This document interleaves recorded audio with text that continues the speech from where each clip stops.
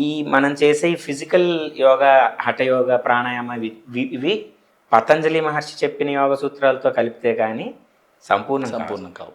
So ఆయన contribution వర్ణనాతీతం. Okay sir.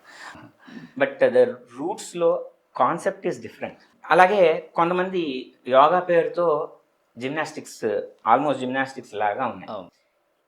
అసలు యోగా అనేది సన్నబడ్డానికి, క్యాలరీ బర్నింగ్కి కాదు మెయిన్ ఉద్దేశం. సో ఇది చాలా చాలా గురువు శిష్య సంబంధంగా వెళ్ళాల్సిన ఇది ఇంటర్నల్ క్వాలిఫికేషన్. ఎందుకంటే ఇది స్పిరిచువల్ సైన్స్. స్పిరిచువల్ సైన్స్కి మనలో కొన్ని గుణాలు ఉండాలి. ఏదైనా టెస్ట్ లాగా, అంటే ఇప్పుడు శిష్యుడు వచ్చాడు, మనం వాడికి చెప్పచ్చు చెప్పకూడదు. చలే వాతం చలే చిత్తం నిశ్చలే నిశ్చలో భవేత్. మనం ఇప్పుడు యోగ పరంగా మాట్లాడుకుంటే ప్రాణ అపానాలు ఇవన్నీ వస్తాయి, పంచప్రాణాలు వస్తాయి. వీటిలో మెయిన్ రెండే, ప్రాణవాయువు, అపానవాయువు చెప్తాను దాని గురించి. సో అసలు కుండలిని అంటే ఏంటి సార్? ఈ 6 చక్రాలకి సంబంధం ఏంటి? దీన్ని ప్రొవోక్ చేయాలంటే హీట్తో ప్రొవోక్ చేస్తారు. ఈ రెండిటి కలయిక వలన వచ్చిన ఆ ట్రెమెండస్ హీట్ని ఆ కుండలిని వైపు డైవర్ట్ చేసి దాన్ని స్టిమ్యులేట్ చేస్తారు. ఇది కూడా అంతే, అంత ట్రెమెండస్ ఎనర్జీ. అది కనుక సుషుమ్నా నాడిలో కాకుండా అదర్ ఛానల్స్లోకి వెళ్ళిపోతే పిచ్చివాళ్ళు అయిపోతారు, పర్వర్టెడ్గా తయారవుతారు, సైకలాజికల్ ఇష్యూస్ వస్తాయి. యోగం అనేది మనకి దర్శన శాస్త్రాలని ఉన్నాయి. ఓకే, షడ్ దర్శనాలు ఉన్నాయి. సో ఈ షట్చక్రాలు దాటిపోయి పైకి వెళ్ళిన వాళ్ళు భగవంతుడు ఏ స్థితిలో ఉంటారో వాళ్ళు ఆ స్థితిలో ఉంటారు, వేరే దాన్ని శూన్యం కాదు. శూన్యవాదం అనేది అది బౌద్ధిజం నుంచి వచ్చింది. అది మన ముగ్గురాచార్యులు ఖండించారు. మనం మాట్లాడుకుంటూ వెళ్ళడానికి ఇది ఒక 2 గంటలు 3 గంటలు పాడ్కాస్ట్ వినేసి ఆపేద్దామని కాకుండా, ఇది అట్లీస్ట్ కొంతమందికైనా ఇంప్లిమెంట్ చేస్తే, వారికి ఉపయోగపడితే, ఆయన లాంటి వాళ్ళు ఆయన సమయం తీసుకుని మనం ఇంతలాగా చేస్తున్నందుకు ఉపయోగపడుతుందని మా ఉద్దేశం. యోగ నిద్ర అనేది అసలు ఏంటి అసలు? అంటే యోగ నిద్రకి దీనికి సంబంధం ఏమైనా ఉందా? యోగ నిద్ర మీరు సరే ఈ సినిమాలు వదిలేసి అసలు మామూలుగా శ్రీమన్నారాయణుడు 6 నెలలు యోగ నిద్రలో ఉంటాడంటారు.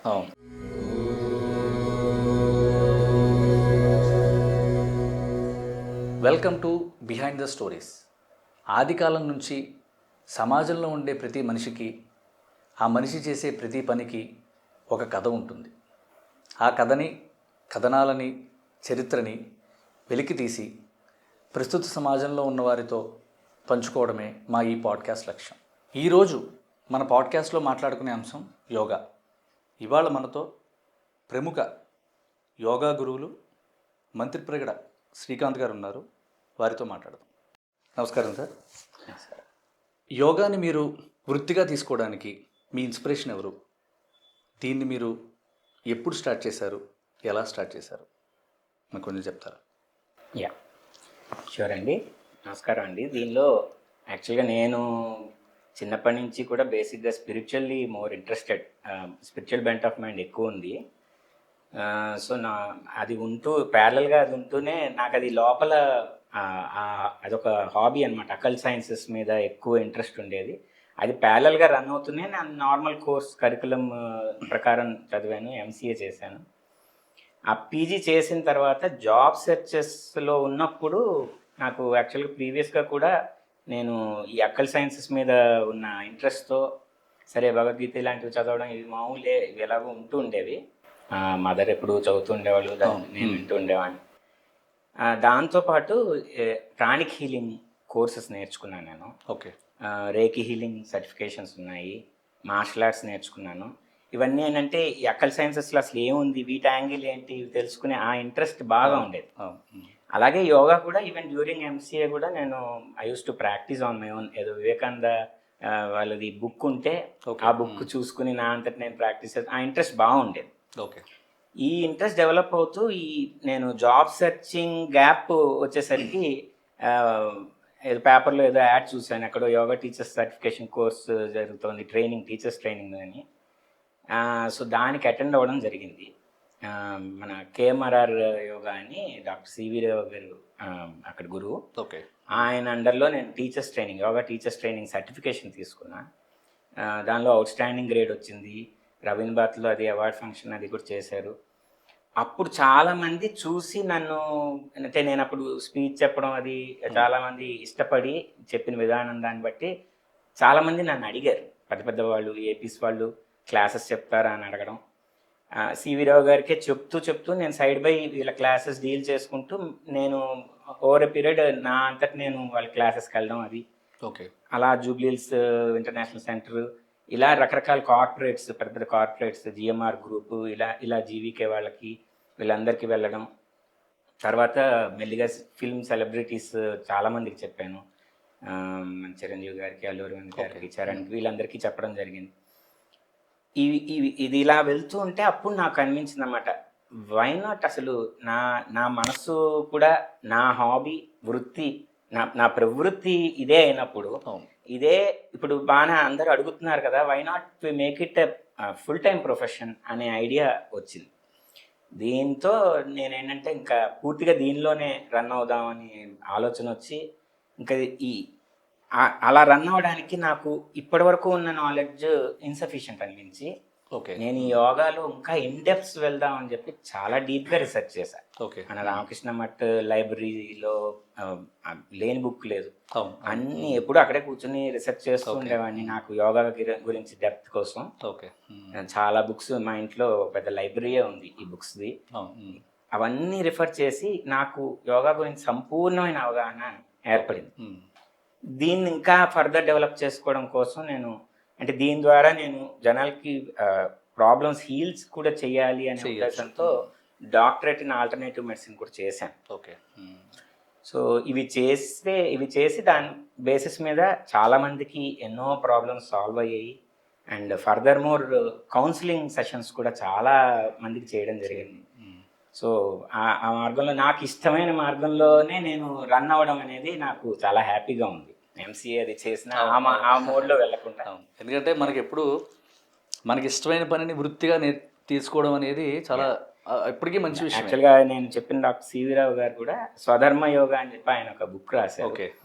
He also says the same thing. మనకి ఏది ఇంట్రెస్ట్, డీప్ ఇంట్రెస్ట్, దానిలో దిగినాడు సక్సెస్ వస్తుంది. అది నా విషయంలో 100% మానసికంగా, శారీరకంగా కూడా ఆనందంగా ఉంటుంది మనకి ఇష్టమైన వృత్తిలో మనం ఉండడం అనేది. అది అందరూ ఎప్పుడూ చెప్పేది. సరే, ఒక చిన్న విషయం, ఇప్పుడు చాలామంది సెలబ్రిటీస్కి, అనేక కంపెనీస్కి మీరు ట్రైనింగ్ ఇవ్వడం అనేది చేస్తున్నారు కదా, వారి రెస్పాన్స్ మీకు ఎలా ఉండేది? ఎంతవరకు, అంటే మీరు వాటిని చూసి ఇంకా మీరు చెప్పాలన్న ఆలోచన వచ్చి ఉంటుంది ఖచ్చితంగా.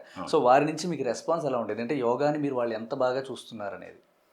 వాళ్ళు అసలు యాక్చువల్లీ బ్యూటిఫుల్ రెస్పాన్స్ సార్. ఎందుకంటే కామన్ మ్యాన్కి తెలిసిన దానికన్నా సెలబ్రిటీస్ వాళ్ళు ఏంటంటే they are associated with western ట్రెండ్స్తో కూడా బాగా అసోసియేట్ అయి ఉంటారు. And they are more conscious about their health issues, diet issues, ఇవన్నీ. అసలు వాళ్ళు ఒక రకంగా కొన్ని విషయాలు నేను ఇన్స్పైర్ అయ్యాను. యాక్చువల్గా నేను వెళ్ళే క్లాసెస్లో ఒకళ్ళైతే మ్యారథాన్స్లో గిన్నిస్ బుక్, అంటే గ్రాన్యూల్స్ ఇండియా ఫార్మాస్యూటికల్స్ ఎండి వాళ్ళు, Guinness book 2 times Guinness book holders వాళ్ళు. అద్భుతం. మ్యారథాన్స్ విషయంలో 7 continents రన్ చేసి వాళ్ళు అసలు ఎక్స్టెన్సివ్ డైట్ రెస్ట్రిక్షన్స్ కానీ, వాళ్ళ ఎక్సర్సైజ్ రొటీన్ కానీ, ఇప్పుడు అల్లు అరవింద్ గారు ఇలాంటి వాళ్ళు ఉన్నారంటే వాళ్ళు ఎంత స్ట్రెస్ఫుల్ కండిషన్స్లో కూడా దే కుడ్ దీన్ని అడాప్ట్ చేసుకుని they could manage themselves very well. అంటే వాళ్ళు దీన్ని బేస్ చేసుకుని వాళ్ళు ఫోకస్ చేయగలుగుతున్నారు. మల్టిపుల్ థింగ్స్ మీద కూడా ఫోకస్ చేసినా కూడా వాళ్ళు పూర్తిగా దాన్ని సాధించగలుగుతున్నారు అంటారు. 100%. అండ్ దే నో ఈ ఏం బెనిఫిట్స్ ఇస్తుంది అనేది, because well educated and opulent క్లాస్లో ఉండడం వల్ల they are well aware of this what yoga can do, and they could extract that. నా నుంచి ఫుల్గా ఎక్స్ట్రాక్ట్ కూడా చేయగలిగారు. ఓకే సార్, మరొక చిన్న ప్రశ్న. ఇప్పుడు మనం బయట ఇప్పుడు యోగా ట్రెండ్ నడుస్తుందని చెప్పచ్చు ఒక రకంగా. ఎందుకంటే మనకి సోషల్ మీడియా బాగా డెవలప్ అయింది, మంచి విషయాలన్నీ డెవలప్ చేస్తున్నాం, కరెక్ట్. సో అన్ని రకాల అందరూ కూడా అవగాహన పెంచుకున్నారు, ఎక్కడికక్కడ చక్కగా చేయడం జరుగుతోంది.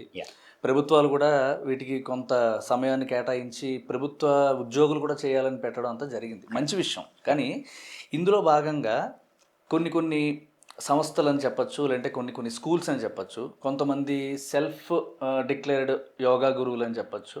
వీళ్ళు ఏంటంటే కొత్త పేర్లు, ఇప్పుడు మనకి ఎలా అంటే ఒక ఎగ్జాంపుల్గా మర్రి చెట్టు ఉందనుకోండి, మర్రి చెట్టు నుంచి అనేక ఊడలు వచ్చి మళ్ళీ అవి ఇంకొక చెట్ల కింద ఫామ్ అయిపోయిన పరిస్థితి ఉంది. అవును. సో ఒక ఒక సమయానికి ఆ మర్రి చెట్టు ఏది సరి అయిన మొండెం అంటే మెయిన్ రూట్ ఏంటి అనేది మనం మర్చిపోతాం. కరెక్ట్. సో అలాంటి పరిస్థితుల్లో ఈ యోగాని రకరకాల పేర్లు ఇప్పుడు కొత్తగా హార్ట్ యోగా అని వచ్చింది. నెక్స్ట్ ఏదో విన్యాస్. విన్యాస యోగాలని ఏదో సంథింగ్ వచ్చాయి కొన్ని. అవును. సో వీటిల్లో మనం ఎలా చూస్ చేసుకోగలం సార్? ఎందుకంటే ఇప్పుడు ఒక కామన్ మ్యాన్ కింద ఇప్పుడు ఒక యోగా గురువు దగ్గరికి వెళ్ళాలి అంటే నేను యోగా నేర్చుకుందామని మనసులో ఉన్నా కూడా కన్ఫ్యూషన్ మేనర్లో ఉన్నాను. ఓకే, ఇప్పుడు నేను హార్ట్ యోగా నేర్చుకుంటే కేవలం ఇదే ఉపయోగపడుతుందా, ఇంకోటి ఉపయోగపడుతుందా అనే ఒక కన్ఫ్యూజన్ ఉంది. అసలు ఈ యొక్క యోగా రకాలన్నీ ఏంటి సార్? సో వీటిని మనం ఎలా చూస్ చేసుకోగలం? అండ్ ఫాలోడ్ బై మన గురువుని కూడా మనం ఏ రకంగా మనం చూస్ చేసుకోవాలి ఇప్పుడు యోగా గురువుని? సో దాని గురించి కొంచెం మాకేమైనా చాలా బాగా చెప్పగలరు? యాక్చువల్గా ఇట్స్ ఇప్పుడున్న కన్ఫ్యూజన్కి మెయిన్ మీరు అడిగిన క్వశ్చన్ చాలా ఇంపార్టెంట్. యాక్చువల్గా ఈ యోగా అనేది అంటే ఇది ఇప్పుడు ఏమైందంటే యోగా ఎన్ని రకాలు ఎన్ని పేర్లు పెట్టినా ఎన్ని చేసినా వీటి మెయిన్ సోర్స్ మూలం ఒకటే. ఓకే. కానీ వీళ్ళందరూ ఏంటంటే ఇప్పుడు అందుకే యాక్చువల్గా వీటిని సీక్రెట్ సైన్సెస్ కింద పెట్టేవాళ్ళు, సీక్రెట్ సైన్స్ అనేవాళ్ళు. ఎందుకంటే ఇవి ఎవరికి పడితే వాళ్ళకి విచ్చలవిడిగా ప్రచారం చేస్తే ప్రాపర్ క్వాలిఫికేషన్ లేని వాళ్ళు ఏం చేస్తారంటే దాన్ని పర్వర్ట్ చేసి దాన్ని రకరకాలుగా దాన్ని మార్చే అవకాశం, డిస్ట్రాక్ట్ చేస్తారు. మెయిన్ సోర్స్ మిస్ అయిపోతుంది. సో అది అవ్వకూడదని విత్ సీక్రెట్ సైన్సెస్ అని గురు శిష్య పరంపరగా ఒక క్వాలిఫైడ్ శిష్యుడికే ఆ సిద్ధ గురువు అందించే విధంగా పెట్టారు. But anyway it's good now, ఎందుకంటే ఇంత వైడ్ రేంజ్ ప్రచారం వల్ల ఎంతో మంది బెనిఫిట్ అయ్యారు, ఎంతో మంది జీవన విధానాలు మార్చుకున్నారు యోగా ఇంత ప్రచారం వల్ల.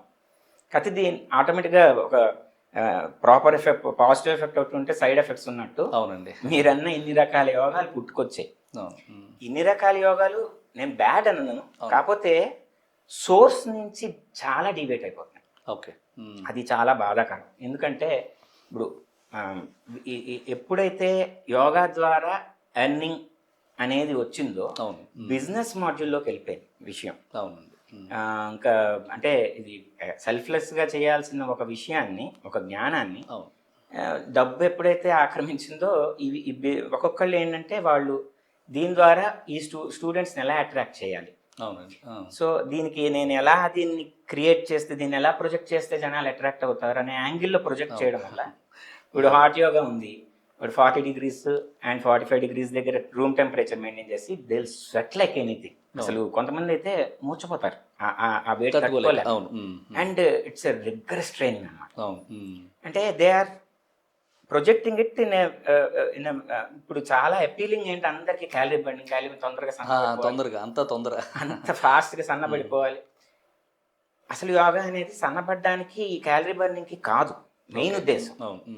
అదొక సైడ్ ఎఫెక్ట్ అవ్వచ్చు కానీ అది మెయిన్ థీమ్ చేసేసి అసలు యోగా అనేది దేనికి ఉద్దేశించబడింది అనేది పూర్తిగా పోయి ఈ క్యాలరీ బర్నింగ్, చెమటలు పట్టేయాలి, స్వెట్ అవుట్ అయిపోతే టాక్సిన్స్ రిలీజ్ అయిపోతే దీన్ని నైస్గా ప్రొజెక్ట్ చేస్తారు. అంటే యోగా నుంచి పూర్తిగా మనం ఏదైతే పొందాలో అది పొందడం అనేది కొంత పక్కన పెడితే ఈ బయట వ్యవహారాలు, ఈ కమర్షియల్ ఆస్పెక్ట్స్ ఎక్కువైపోయాయి అంటే అలాగే కొంతమంది యోగా పేరుతో ఆల్మోస్ట్ జిమ్నాస్టిక్స్ లాగా ఉన్నాయి.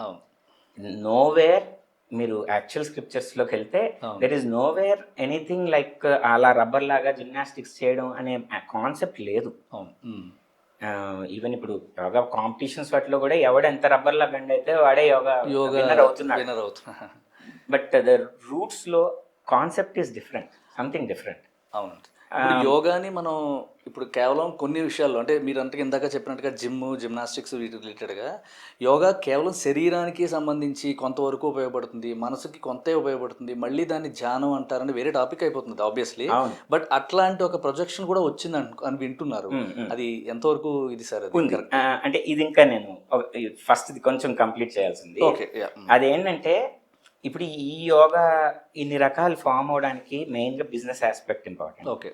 కాకపోతే కొన్ని ఉన్నాయి, వీటిలో నుంచి కొన్ని తీసుకోవాల్సి ఉన్నాయి. అంటే మనం don't rule out everything about these things, ఎందుకంటే దీనిలో కొన్ని యూనిక్ ఉన్నాయి. ఇప్పుడు బీకే సాయింగ్ గారు క్లాసికల్ యోగా అంటే నేను ప్రతిదానికి ఒక ఎగ్జాంపుల్ ఇస్తానండి. ఇప్పుడు మనకి వేదాంతంలో రజ్జు సర్ప భ్రాంతి అని మాటిమాటిగా ఎగ్జాంపుల్ ఇస్తూ ఉంటారు. అవును. అంటే ఈజీ అవ్వడానికి అవును ఎక్స్ప్లెనేషన్. అవును. అలా నేను అందరికీ అర్థమయ్యే ఒక భుజంగాసనం అనేది ఒక ఎగ్జాంపుల్ తీసుకుంటాను. Okay sir. ఇప్పుడు స్క్రిప్చర్లో భుజంగాసనం అంటే నాభి వరకు రైజ్ అవ్వాలి, ఓకే. ట్రంక్, లెగ్స్ రెండు దగ్గర ఉండాలి, చేతులు రెండు హిప్స్ దగ్గర, ఆల్మోస్ట్ హిప్స్ దగ్గర పెట్టాలి. ఓకే.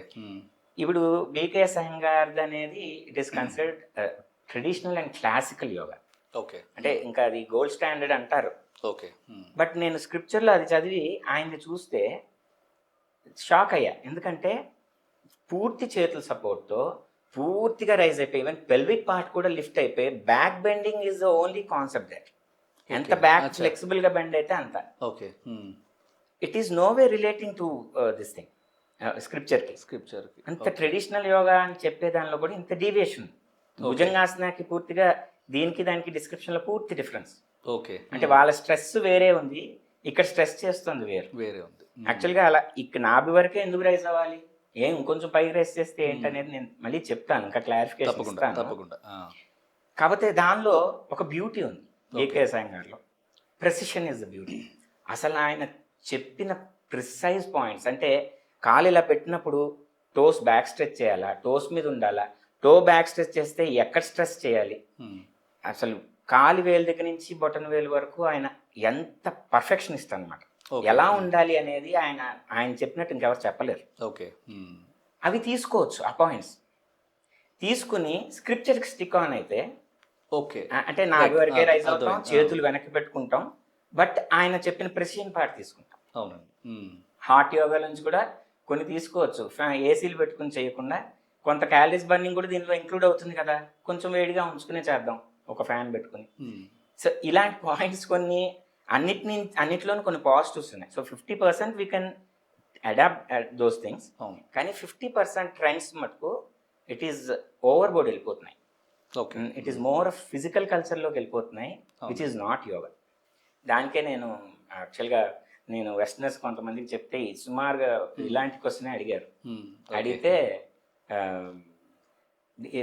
ఇప్పుడు చెప్పే ఈ యోగాలు ఇన్ని రకాలు ఉన్నాయి కదా, what you think about these things అంటే I don't think they can be called yoga, they can be called as సోగా అన్న. వాట్ యూ మీన్ బై సోగా అన్న? So called yoga, it's not yoga, so called yoga అన్న. అలాగా ఈ trends change. So see old wine in a new bottle is always a welcome. Correct. But వైన్నే మార్చేసాం అనుకోండి, new wine in a new bottle has no value. So అలాగా మనం ఆ రూట్స్కి stick అయ్యి మోడర్నైజ్ అవుదాం. ఇప్పుడు మోడర్న్ ట్రెండ్స్ తగ్గట్టుగా దాన్ని ఉపయోగపెట్టచ్చు. కానీ రూట్స్ని మిస్ ఎప్పుడైతే అవుతామో, మీరు ఇందాక అడిగినట్టు మర్రి చెట్టు అసలు మొదలుపోయి ఈ రూట్స్ ఈ ఓడలే రూట్స్ లాగా ఫామ్ అయిపోతే ఏది అసలు రూట్ ఏది ఫేక్ రూట్ అనేది మనకు అర్థం కాదు. సో ఇవి ఎంతవరకు ఇవి కూడా చెట్టున ఆధారానికి కొంత ఉపయోగపడతాయి, కానీ అసలు రూట్ని మిస్ అవ్వకూడదు. So that's what I wanted to say. Thank you sir. Srikanth గారు, ఇందాక మనం మాట్లాడుకున్న దాంట్లో భాగంగానే మూలాల గురించి మనం మాట్లాడుకున్నాం. ఏదో మర్రి చెట్టు గురించి మనం మాట్లాడుకున్నాం. దాని మూలం మర్చిపోతే దానికి వచ్చే రూట్స్ ఎక్కడెక్కడికి వెళ్తున్నా కూడా మనం పట్టుకోలేం. సో ఇప్పుడు కొత్త పోకడలు అని చెప్తాం, ఏదో చాలా రకాల యోగాల పేర్ల గురించి వాటి గురించి మనం మాట్లాడుకున్నాం. సో వీటన్నిటికన్నా ముందర అసలు ఈ యోగా ప్రక్రియ అని ఎప్పుడు మొదలైంది? మన పురాణాల్లో కొన్ని చోట్ల వినడం ప్రకారం మహాశివుడి దగ్గర నుంచే యోగా అనేది మొదలైంది, ఆయనే దీన్ని ఒక ప్రక్రియ కింద అందరికీ చేశారు అని చెప్తారు. సో దాని గురించి మనకి అసలు what is the route for the yoga అనేది చెప్తారు? ఇది మీరన్నది కరెక్ట్ అండి. మహాశివుడి నుంచే ప్రారంభమైంది. మనకి చాలా స్క్రిప్చర్స్లో మెయిన్ మనకి ఇప్పుడు మనం మాట్లాడుకుంటున్న యాక్చువల్గా present topic is about hatha yoga. Hatha yoga plus raja yoga combine together, ఆ ఫ్యూషన్ గురించే మాట్లాడుకుంటున్నాం. హఠయోగా అనేది మనకి శివ సమితిలో కానీ గేర సమితిలో కానీ చాలా క్లియర్గా చెప్పారు. శివుడు కైలాసంలో పార్వతీదేవితో దీని గురించిన జ్ఞానాన్ని అందిస్తాడు. పార్వతీదేవికి ఆవిడ క్వశ్చన్స్ అడుగుతుంటే ఆయన జ్ఞానాన్ని ఇస్తాడు. యాక్చువల్గా ఇది ఇందాక చెప్పినట్టు సీక్రెట్ సైన్స్ కింద చెప్పారు. ఎవరు వినరు, ఓన్లీ అర్హుల్ క్వాలిఫైడ్ వాళ్ళకే ఇస్తారు. సో పార్వతీదేవి క్వాలిఫైడ్ కాబట్టి ఆవిడకి అందిస్తున్నప్పుడు వాళ్ళు ఒక చిన్న పాండ్ పక్కన కూర్చుని మాట్లాడుకుంటూ ఉంటారంట. ఆ పాండ్లో ఒక చిన్న చేప ఇది ఓవర్ హియర్ అంటే వినేస్తుంది వీళ్ళకి ఈయన చెప్తున్న జ్ఞానాన్ని అంతా వినేస్తుంది. వింటే ఇదంతా చెప్పేశాక ఒకసారి పాండ్లోకి చూస్తే అక్కడ ఆ చేప విందని అప్పుడు చూస్తాడు. ఓకే. శివుడు చూసి సరే వింది అంటే నా అనుగ్రహం ఉంటేనే వినగలుస్తారు, అంతే. లేకపోతే వినలేరని అతన్ని ఆ చేపని ఒక యోగి కింద కన్వర్ట్ చేస్తాడు. నువ్వు ఒక యోగి కింద అని చెప్తే అతనే మత్స్యేంద్రనాథుడని ఒక మహాయోగి. ఆయన యాక్చువల్గా ఆయన శిష్యుడైన గోరఖనాథుడు అని ఉంటాడు. వాళ్ళిద్దరిని నరనారాయణులతో సమానంగా చెప్తారు. సో ఈ మత్స్యేంద్రనాథుడిని నువ్వు భూలోకానికి వెళ్ళినాయన, నేను ఇచ్చిన ఈ జ్ఞానాన్ని భూమి మీద అందరికీ ప్రచారం చేయని చెప్పి భూమి మీదకి ఆయన అవతారం పంపిస్తాడు. ఆయన తర్వాత శిష్యుడు గోరఖనాథుడు. ఇప్పుడు ఆ గోరఖనాథుడు పేరు మీదే గోరఖ్పూర్. అక్కడ గోరఖ్పూర్లో ఆయన ఇది కూడా ఉంది, సమాధి మందిరం. అది వీళ్ళంతా నాథ్ కల్ట్ అంటారు, నవనాథులని. వీళ్ళంతా హఠయోగం గురించి ప్రచారం చేశారు. వాళ్ళ వల్లే వాళ్ళు మెయిన్ ఆది గురువు శివుడు, తర్వాత మత్స్యేంద్రనాథుడు, మన భూలోకానికి మత్స్యేంద్రనాథుడు. యాక్చువల్గా ఆయన చెప్పిన సైన్స్, హఠయోగిక్ సైన్స్ అనేది వ్యాస్ట్ అని చెప్తారు. యాక్చువల్గా 84 lakhs స్పీసీస్ ఉంటే అన్ని ఆసనాలు చెప్పాడని అంటారు శివుడు. భూలోకానికి ఆయన పనికిరావు అని చెప్పి ఓన్లీ 72 ఇస్తాడంట. దానిలో కూడా మనకి ఇప్పుడు అవైలబుల్ యాక్చువల్ స్క్రిప్చర్స్ వీటిలో చదివితే హార్డ్లీ 36 యాక్చువల్ యోగా పోస్చర్స్ ఉంటాయి. ఓకే, అంటే 36 యోగా పోస్చర్స్. మీరు మొత్తం అంటే నేను లిస్ట్ రాశాను. హఠయోగ ప్రదీప్గా చదివి గైరణ్య సంహిత, శివ సంహిత, యోగా ఉపనిషత్స్ కూడా నేను ఒక 30-40 ఉపనిషత్స్ నేను యోగా సంబంధించిన అన్నీ తీసి వాటిలో జిస్ట్ అంతా నేను మేకప్ చేసుకుని చెప్పాను కదా, ఒక రీసెర్చ్లా చేశాను ఆ విషయంలో. ఇవన్నీ చేస్తే హార్డ్లీ ఐఎమ్ గెటింగ్ 36 పోస్చర్స్ అంతే.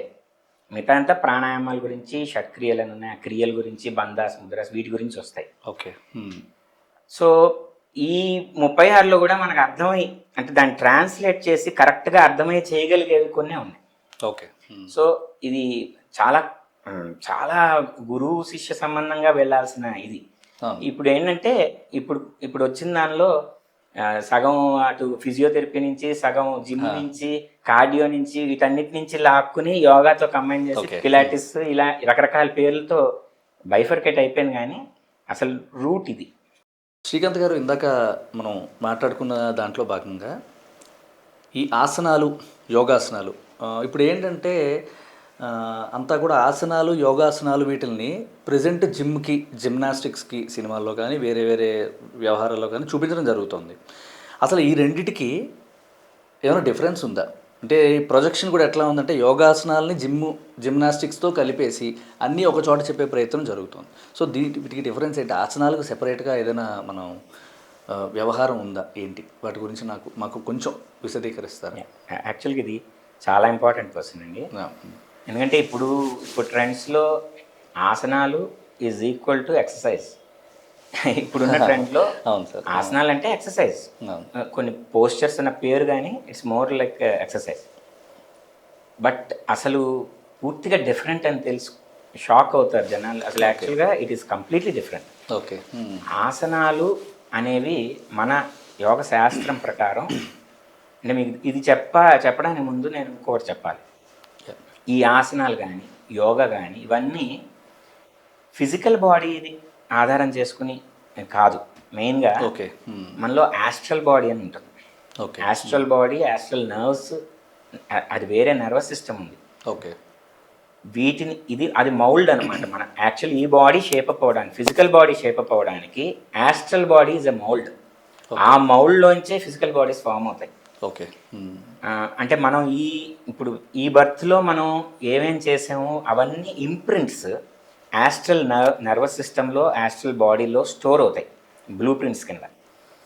ఈ యాస్ట్రల్ బాడీయే నెక్స్ట్ బర్త్కి ఈ యాస్ట్రల్ బాడీ క్యారీ ఫార్వర్డ్ అవుతుంది. ఫిజికల్ బాడీ పడిపోతుంది, యాస్ట్రల్ బాడీ అంటే కారణ శరీరం అంటే లింగ శరీరం. ఓకే. అది వెళ్ళి ఇంకో గర్భంలోకి వెళ్ళినప్పుడు ఈ మౌల్డ్ని ఆధారం చేసుకునే బాడీ ఫామ్ అవుతుంది, ఫిజికల్ బాడీ. ఇది మా యాస్ట్రల్ బాడీకి ఉన్న సైన్స్. సో ఈ యాస్ట్రల్ బాడీలో యాస్ట్రల్ నర్వ్స్ అని ఉంటాయి. మనకి ఇప్పుడు ఫిజికల్గా కనిపించే నర్వ్స్ కాకుండా, మెడికల్గా కనిపించే నర్వ్స్ కాకుండా యాస్ట్రల్ నర్వ్స్ అని వేరే ఉన్నాయి. యాక్చువల్గా ఈ యాస్ట్రల్ నర్వ్స్ మీదే మనకి యోగా వర్క్ చేస్తుంది, తంత్ర వర్క్ చేస్తుంది, కుండలిని యోగా అంటారు కదా, ఈ యోగాలన్నీ వర్క్ చేసే దాని మీదే.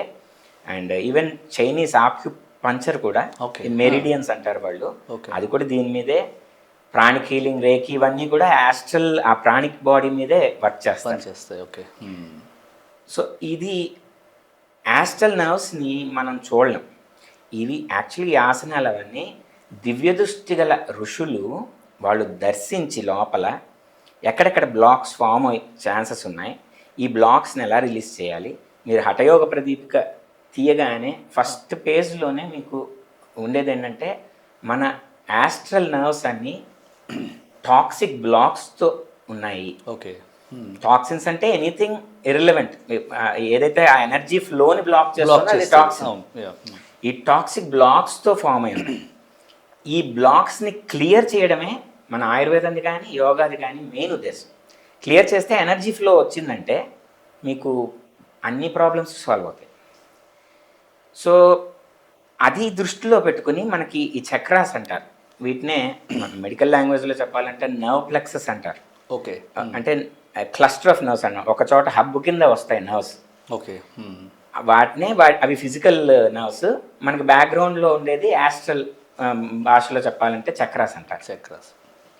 ఈ యాస్ట్రల్ ఈ చక్రాస్ అంటే ఈ నర్వ్ ప్లెక్సెస్ని ఎక్కడెక్కడ బ్లాక్స్ ఫామ్ అవుతాయి, వాటిని ఎలా రిలీజ్ చేయాలి, రిలీజ్ చేసే ఎనర్జీ ఫ్లోని ఎటు డైవర్ట్ చేయాలి, ఈ సైన్స్ బేసిస్ మీద ఫామ్ అయింది ఆసనాలు కానీ, ప్రాణాయామ కానీ, బంధాస్ కానీ, ముద్రాస్ కానీ, అన్నీ ఆ సైన్స్ బేసిస్ మీద ఫామ్ అయింది. ఇప్పుడు ఏం చేసేసారు, ఇప్పుడు దీనికి మీరు gym exercises, other forms of exercises చూస్తే no way related. They focus more on muscle culture. Biceps అంటాడు, ట్రైసెప్స్ అంటాడు, క్వాడ్రిసెప్స్ అంటాడు, ఎంతసేపు ఈ మజిల్స్ మీద బేసిస్ వాడు. ఇక్కడ అసలు దాంతో సంబంధం లేదు. బట్ సంబంధం ఎలా వస్తుంది అంటే అది మన ఇండియన్ సైన్సెస్లో ఉన్న బ్యూటీ అండ్ కాంప్లికేషన్ కూడా ఇది. ఓకే. ఒక హయ్యర్ గోల్ని ఒకటి ఫోకస్ పెట్టుకుంటాడు. ఆ హయ్యర్ గోల్ రీచ్ అవ్వడం కోసం లే చేసిన పాత్లో ఈ సైడ్ బై ఇవన్నీ కూడా మనకి ఎలైన్ అయిపోతాయి. ఇప్పుడు వీడు యాస్ట్రల్ బాడీని సరిచేద్దాం అనే యాంగిల్ పెట్టుకున్నాడు ఆ ఋషి. పెట్టుకున్నప్పుడు దానికోసం వెళ్ళే మార్గంలో ఫిజికల్ బాడీ కూడా సెట్ అయిపోతుంది, మజిల్ కల్చర్ ఫామ్ అయిపోతుంది, నర్వ్ కల్చర్ ఫామ్ అయిపోతుంది, ఆర్గాన్స్ క్లియర్ అయిపోతాయి, మొత్తం ఎలైన్ అయిపోతుంది. మీరు ఇండియన్ సిస్టంలో ఏది తీసుకోండి, ఏ మార్గం తీసుకోండి, అన్నిట్లోనూ ఈ బ్యూటీ ఉంది. కాకపోతే ఇది కాంప్లికేషన్ కొంతమందికి అర్థం కాక కన్ఫ్యూజ్ అయిపోయి ఏంటి ఒకసారి మజిల్ అంటాడు, ఒకసారేమో లింగ శరీరం అంటాడు, ఒకసారి మోక్షం అంటాడు, ఒకసారేమో చూస్తే మామూలుగా శారీరకంగా చేస్తుంటాడు అని. ఇది అందుకే క్వాలిఫికేషన్ అని అన్నది ఇక్కడ కూడా ఉపయోగపడుతుంది. ఇంత అర్థం చేసుకోవాలంటే, ఇంత wider arena of Indian science అర్థం చేసుకోవాలంటే you should be properly qualified. ఎవడు పడితే వాడు దూరిపోయి వేదాంతం గురించి ఇంటర్ప్రిట్ చేసేసి చేయకూడదు. వాడికి సమగ్రమైన అవగాహన ఉన్నప్పుడు ఇది ఏంటనేది, ఎంత బ్యూటిఫుల్ సైన్స్ అనేది అప్పుడు అర్థం అవుతుంది. సో ఈ ఆసనాలు కూడా they are intended to clear the nerve passage. Nerve passage అంటే మోర్ ఆఫ్ యాస్ట్రల్ నర్వ్స్ నేను చెప్తాను. అది క్లియర్ అయితే ఫిజికల్ లెవెల్లో కూడా అన్నీ సెట్ అవుతుంది. అది మనం వేరేగా మాట్లాడుకోవాల్సిన అవసరం లేదు. అందుకే ఇప్పుడు యాక్చువల్గా మీరు అదే ఇప్పుడు నేను ఎప్పుడు చెప్తా అన్నాం కదా ఇందాక, మాటికి ఇదోటి అంత ఉంటుంది మీకు భుజంగాసనం. అవును సార్, ఇది యాక్చువల్గా నేను ఇందాక నుంచి అడుగుదాం అనుకున్నాను. సరే, ఈ భుజంగాసనం గురించి చెప్పారు. ఇది కరెక్ట్ వేనా? అంటే ఇప్పుడు దీన్ని వేరే వాళ్ళు ఎవరో వక్రీకరించి ఇంకొక ఆసనం కూడా ఉంది అని చెప్తారు. సో భుజంగాసనాన్ని మీరు ఎందుకు తీసుకున్నారు? దానికి ఏదైనా ఒక సైంటిఫిక్ రీజన్? ఏం లేదు, సింపుల్, అందరికీ తెలుసు. ఎందుకంటే బ్యాక్ పెయిన్స్ ఇప్పుడు అందరికీ ఉంటున్నాయి. బ్యాక్ పెయిన్ అనేసరికి భుజంగాసనం అంటున్నారు. ఇప్పుడు కామన్ థింగ్ అదే సూర్య నమస్కారాలు అందరికీ తెలుసు. ఎలాగో ఆసనాల్లో భుజంగాసన అనేది మోస్ట్ కామన్ కాబట్టి ఆ కామన్ ఒకటి చూపించి చెప్దామని తప్ప ఇట్ ఈస్ రిలేటెడ్ టు అన్ని ఆసనాలకి ఇది రిలేట్ చేసుకోవడం మనం అందరికీ తెలుసు కాబట్టి అది ఆ ఎగ్జాంపుల్ తీసుకుంటున్నాను. ఈ భుజంగాసనాల్లో ఇందాక చెప్పినట్టు నావల్ పాయింట్ వరకే లిఫ్ట్ అవ్వాలి ట్రంక్. చేతులు యాక్చువల్ భుజంగం అంటే ఏంటి? పాము, సర్పం. అది దానికి హ్యాండ్స్ ఉండవు. పడక లేపేటప్పుడు డైరెక్ట్గా లేస్తుంది, హ్యాండ్స్ లేకుండా హుడ్ రైస్ చేస్తుంది. మనం కూడా సాధ్యమైనంత చేతులు సపోర్ట్ తీసుకోకూడదని వాడు కటి దాకా పెట్టుకోమంటాడు చేతులు. ఓకే. చెస్ట్ దగ్గర పెట్టేసుకుని చేతులతో పుష్ చేసుకుని పైకి లేసిపోతుంటారు. టోటలీ రాంగ్ అన్నమాట. మన యాక్చువల్గా ఎందుకు అది పెట్టారు అంటే ఇక్కడ ప్రెషర్ పడాలి, నావెల్ పాయింట్ దగ్గర ప్రెషర్ పడాలి, navel point and below pelvic పార్ట్స్లో. ఎందుకంటే నావెల్ పాయింట్ దగ్గర మణిపూరక చక్రం నర్వ్ ప్లెక్సస్, అక్కడ ఒక మేజర్ నర్వ్ ప్లెక్సస్ అనమాట. అది ఎందుకు అది మేజర్ అయిందంటే దాని కింద కండ ప్రాంతం ఉంటుంది. అంటే డీప్గా వెళ్ళను, ఇది ఒక పెద్ద సబ్జెక్ట్ అవుతుంది. ఆ కండ ప్రాంతం దగ్గర కుండలిని ఉంటుందని చెప్తారు. సో మనం అక్కడ ప్రెషర్ అప్లై చేస్తే ఈ నర్వ్ ప్లెక్సస్ మణిపూరక చక్ర దగ్గర ప్రెషర్ అప్లై చేసి లెగ్స్ రెండు దగ్గరగా పెట్టి స్టిఫ్గా పెట్టుకుని మూలబంధం అదొకటి ఉందిలేండి, అది ఎక్స్ప్లెయిన్ చేయలేదు. మూలబంధం వేస్తే కింద నుంచి ఆ కుండల్ని పైకి పుష్ అవుతుంది.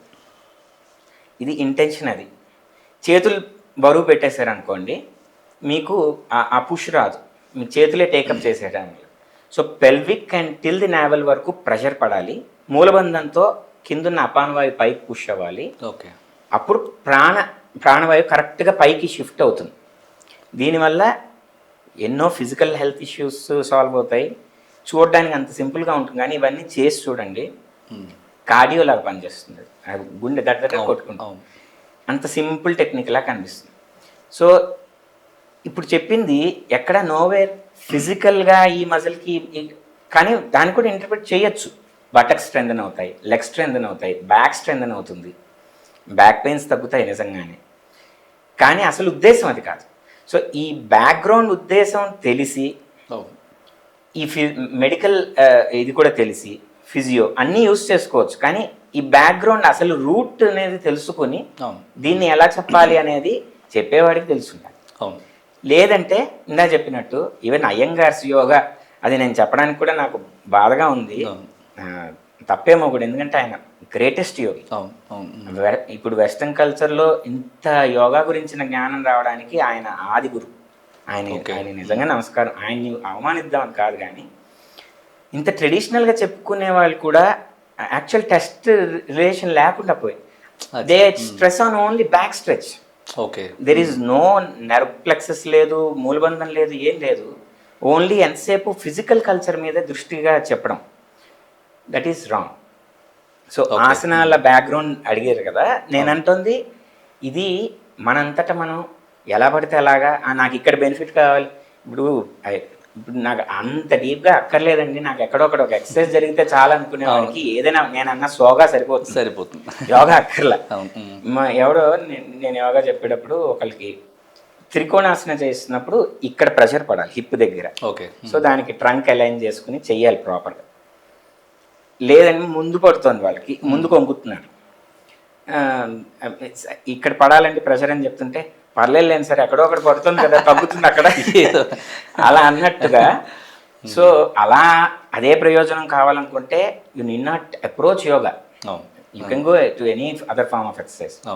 అలాంటి వాళ్ళకి ఇంత యోగా గురించి డెప్త్ కూడా అవసరం లేదు. ఈ అదర్ ప్రయోజనాలు, హీలింగ్ ఇది కావాలి అనుకుంటున్న వాళ్ళకి ప్రాపర్ టెక్నిక్ తెలిసిన వాళ్ళు వాళ్ళని అప్రోచ్ అయ్యి, ఇంత డెప్త్గా తెలిసిన వాళ్ళు మోడర్నైజ్ చేసి చెప్పడంలో నో ప్రాబ్లం. సో ఇది యోగా వెనుకున్న బ్రీఫ్ సైన్స్. మీరు చాలా బ్రీఫ్గా ఎక్స్ప్లెయిన్ చేస్తున్నారు సార్. యాక్చువల్గా ఇది ఎక్స్ప్లెయిన్ చేసుకుంటూ వెళ్తే చాలా పెద్ద సబ్జెక్ట్ అండి ఇది. ఎందుకంటే ఆయన చెప్తున్నటువంటి చక్రాల గురించి వాటి గురించి ఒక చోట తెగేది కాదు. ఇది తెలుసుకోవాలన్న కుతూహలం ఉండగొద్దీ చెప్తూనే ఉంటారు ఆయన. కాకపోతే మనం అర్థం చేసుకునే విషయాలు కొంతవరకు, అంటే కొంత తగ్గించుకుని అసలు మెయిన్ ఫోకస్ చేయాల్సిన పాయింట్స్ మీద ఫోకస్ చేస్తామనే ఉద్దేశంలో ఆయన్ని యాక్చువల్గా నేను కొంత కంట్రోల్ చేస్తున్నానని చెప్పాలి ఆయన చెప్తున్న విషయాల్ని. సో మా బిహైండ్ ద స్టోరీస్ పాడ్కాస్ట్ రహస్యం కూడా అదే అండి. ఎందుకంటే మనం మాట్లాడుకుంటూ వెళ్ళడానికి ఇది ఒక 2 గంటలు 3 గంటలు పాడ్కాస్ట్ వినేసి ఆపేద్దామని కాకుండా, ఇది అట్లీస్ట్ కొంతమందికైనా ఇంప్లిమెంట్ చేస్తే, వారికి ఉపయోగపడితే, ఆయన లాంటి వాళ్ళు ఆయన సమయం తీసుకుని మనం ఇంతలాగా చేస్తున్నందుకు ఉపయోగపడుతుందని మా ఉద్దేశం. ఎందుకంటే ఆయన చాలా బిజీ స్కెడ్యూల్లో ఉండి కూడా ఇక్కడికి వచ్చి ఇంత టైం స్పెండ్ చేయడం అనేది నిజంగా శ్రీకాంత్ గారు చాలా చాలా హ్యాపీ అండి. ఎందుకంటే ఇవాళ నేను పర్సనల్గా కూడా మొదలు పెడదాం yoga as a regular person కింద అనిపించినా కూడా ఎన్నో డౌట్స్ ఉన్నాయి. సో మీరు ఆల్మోస్ట్ 60% అని చెప్పొచ్చు. ఎందుకంటే ఇంకా చాలా తెలుసుకోవాల్సిన విషయాలు ఉన్నాయి కాబట్టి 60% అంటున్నాను. చాలా వరకు మీరు క్లియర్ చేశారనే చెప్పొచ్చు. సో దీన్ని ఒక ఆధారంగా చేసుకుని అసలు అది ఎటువైపు వెళ్తే బాగుంటుంది, ఆ మార్గాన్ని మేము ఖచ్చితంగా కనుక్కునే ప్రయత్నం చేస్తాం. ప్రేక్షకుల తరఫు నుంచి, మా పాడ్కాస్ట్ లిజనర్స్ తరఫు నుంచి మీకు నేను థ్యాంక్స్ అనే చిన్న వర్డ్ చెప్పలేను, but we are very thankful you sir. Thank you so much.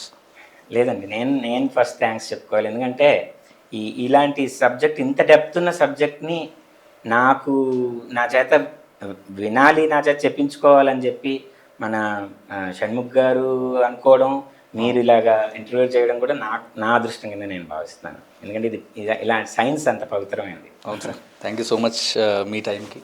Srikanth గారు, ఇందాక మన ఆసనాల గురించి చాలా చక్కగా మాట్లాడుకున్నాం, ఎన్నో విషయాలు మీరు చెప్పారు.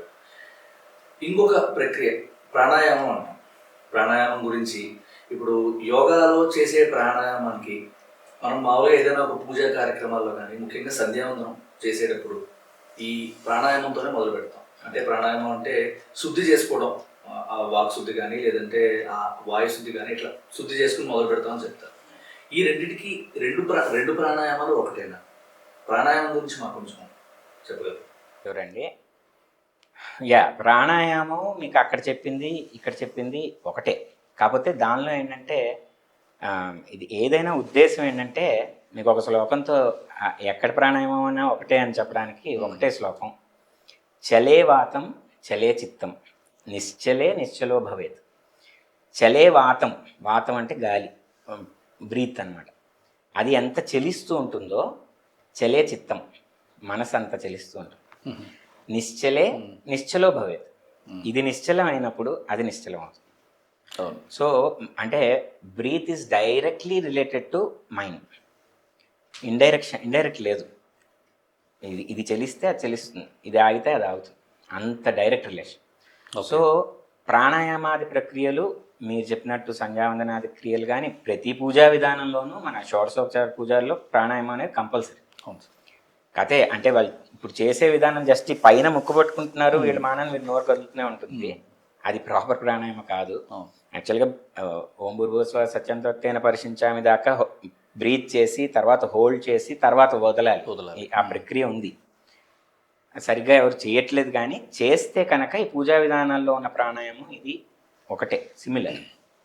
కాబట్టి అది సమంత్రక అంటారు. సమంత్ర అంటే మంత్రంతో కూడిన ప్రాణాయామం. మనసులో మంత్రం నడుస్తూ ప్రాణాయామం చేస్తాం. అమంత్రకంగా చేసేది ప్రాణాయామం మనకు హఠయోగ ప్రక్రియల్లో ఉంటుంది. దేని ఉద్దేశమైనా మైండ్ కంట్రోల్.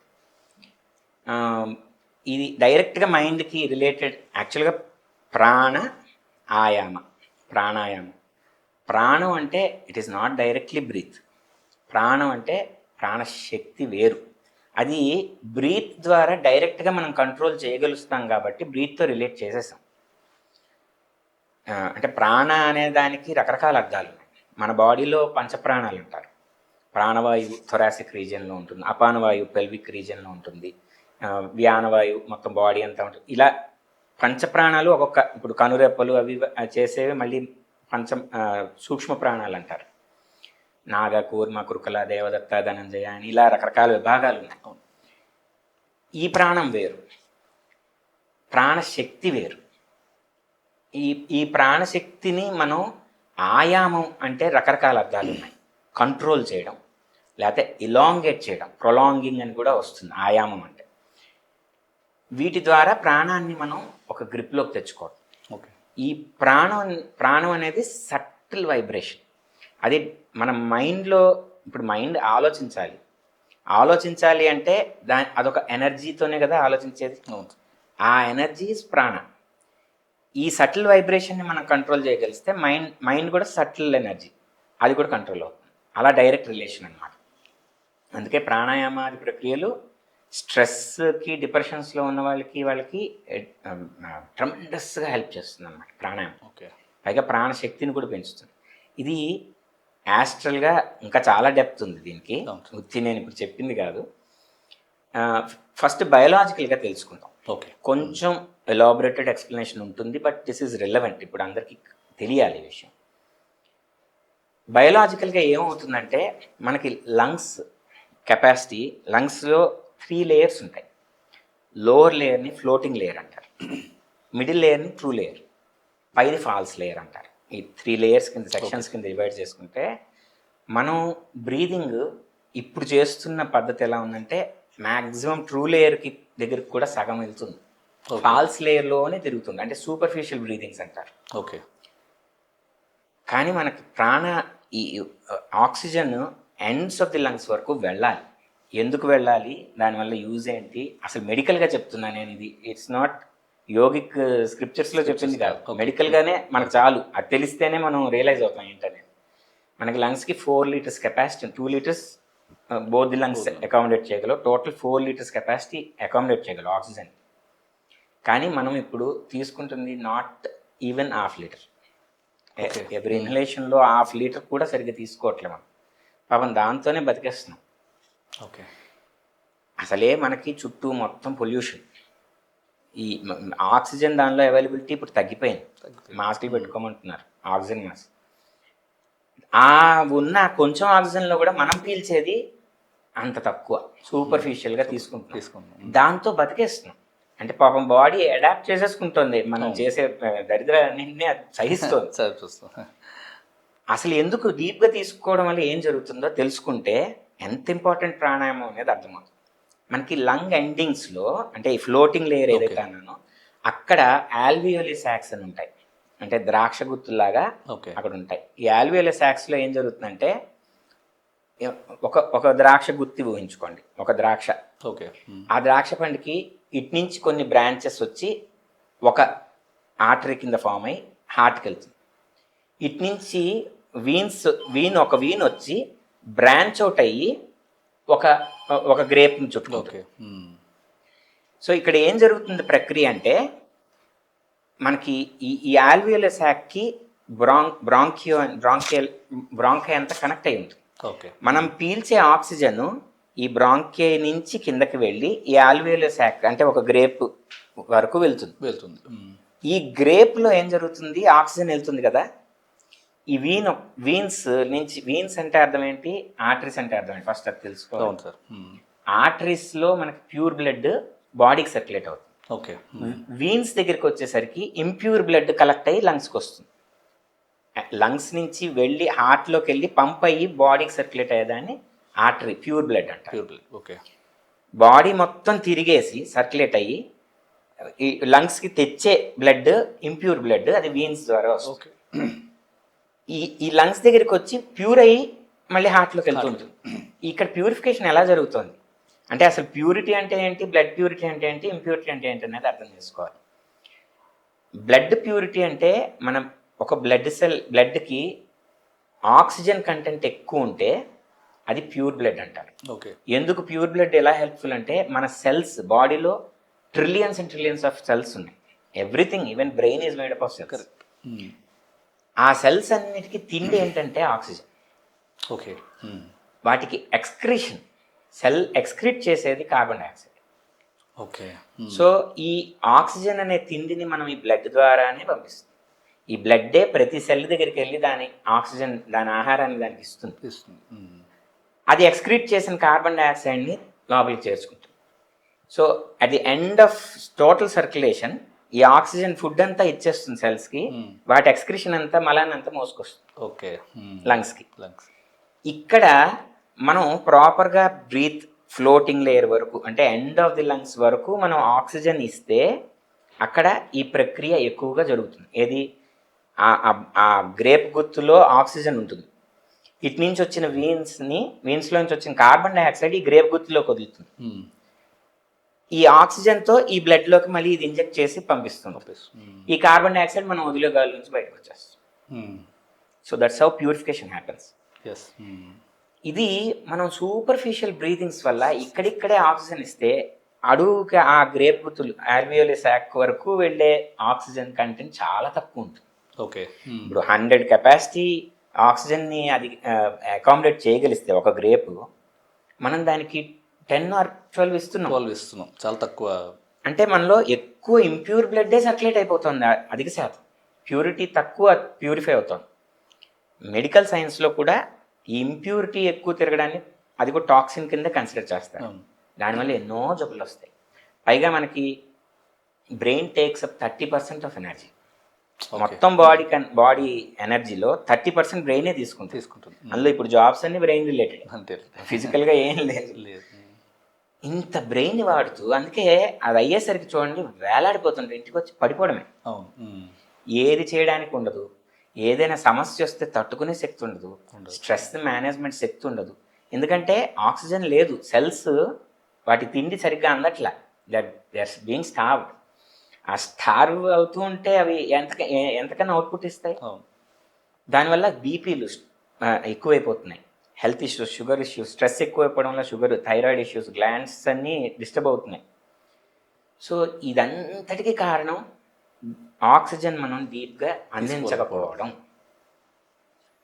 దీనికోసం వెళ్ళి ఇంత సింపుల్ సమస్యను తీసుకెళ్ళి వెళ్ళి ఆక్సిజన్ రూమ్స్ పెట్టుకుని ఇప్పుడు ఈ సెలబ్రిటీస్ ఇలాంటి వాళ్ళు అక్కడ ఒక గంట గడిపి వచ్చేలాగా ఆక్సిజన్ సెల్స్ కూడా వచ్చాయి ఇప్పుడు.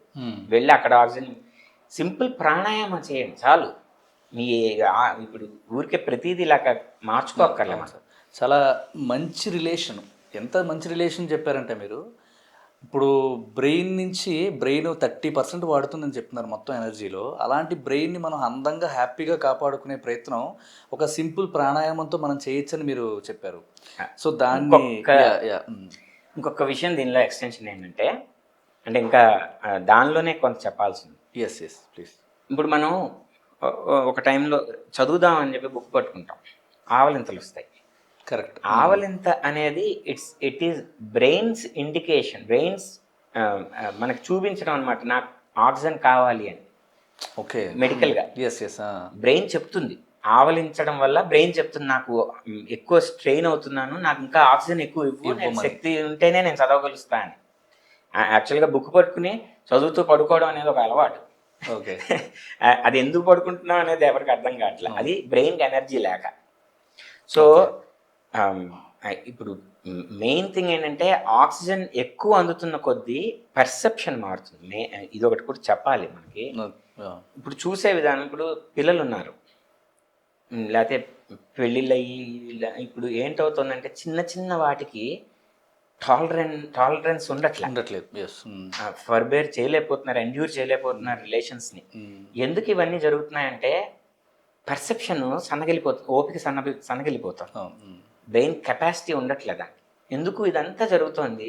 ఇప్పుడు బీపీ ఉంది ఒకటికి, వాడికి ఆ చిన్న చప్పుడు ఎక్కడే నవ్వుతుంటే వాడికి ఇరిటేషన్ వచ్చేస్తుంది. అదే ఇంకోడు బాగా బీపీ లేకుండా హాయిగా ఉన్నవాడు దాన్ని ఎంజాయ్ చేస్తుంటాడు, అదేదో మ్యూజిక్ ప్లే అవుతున్నట్టు ఫీల్ అవుతాడు.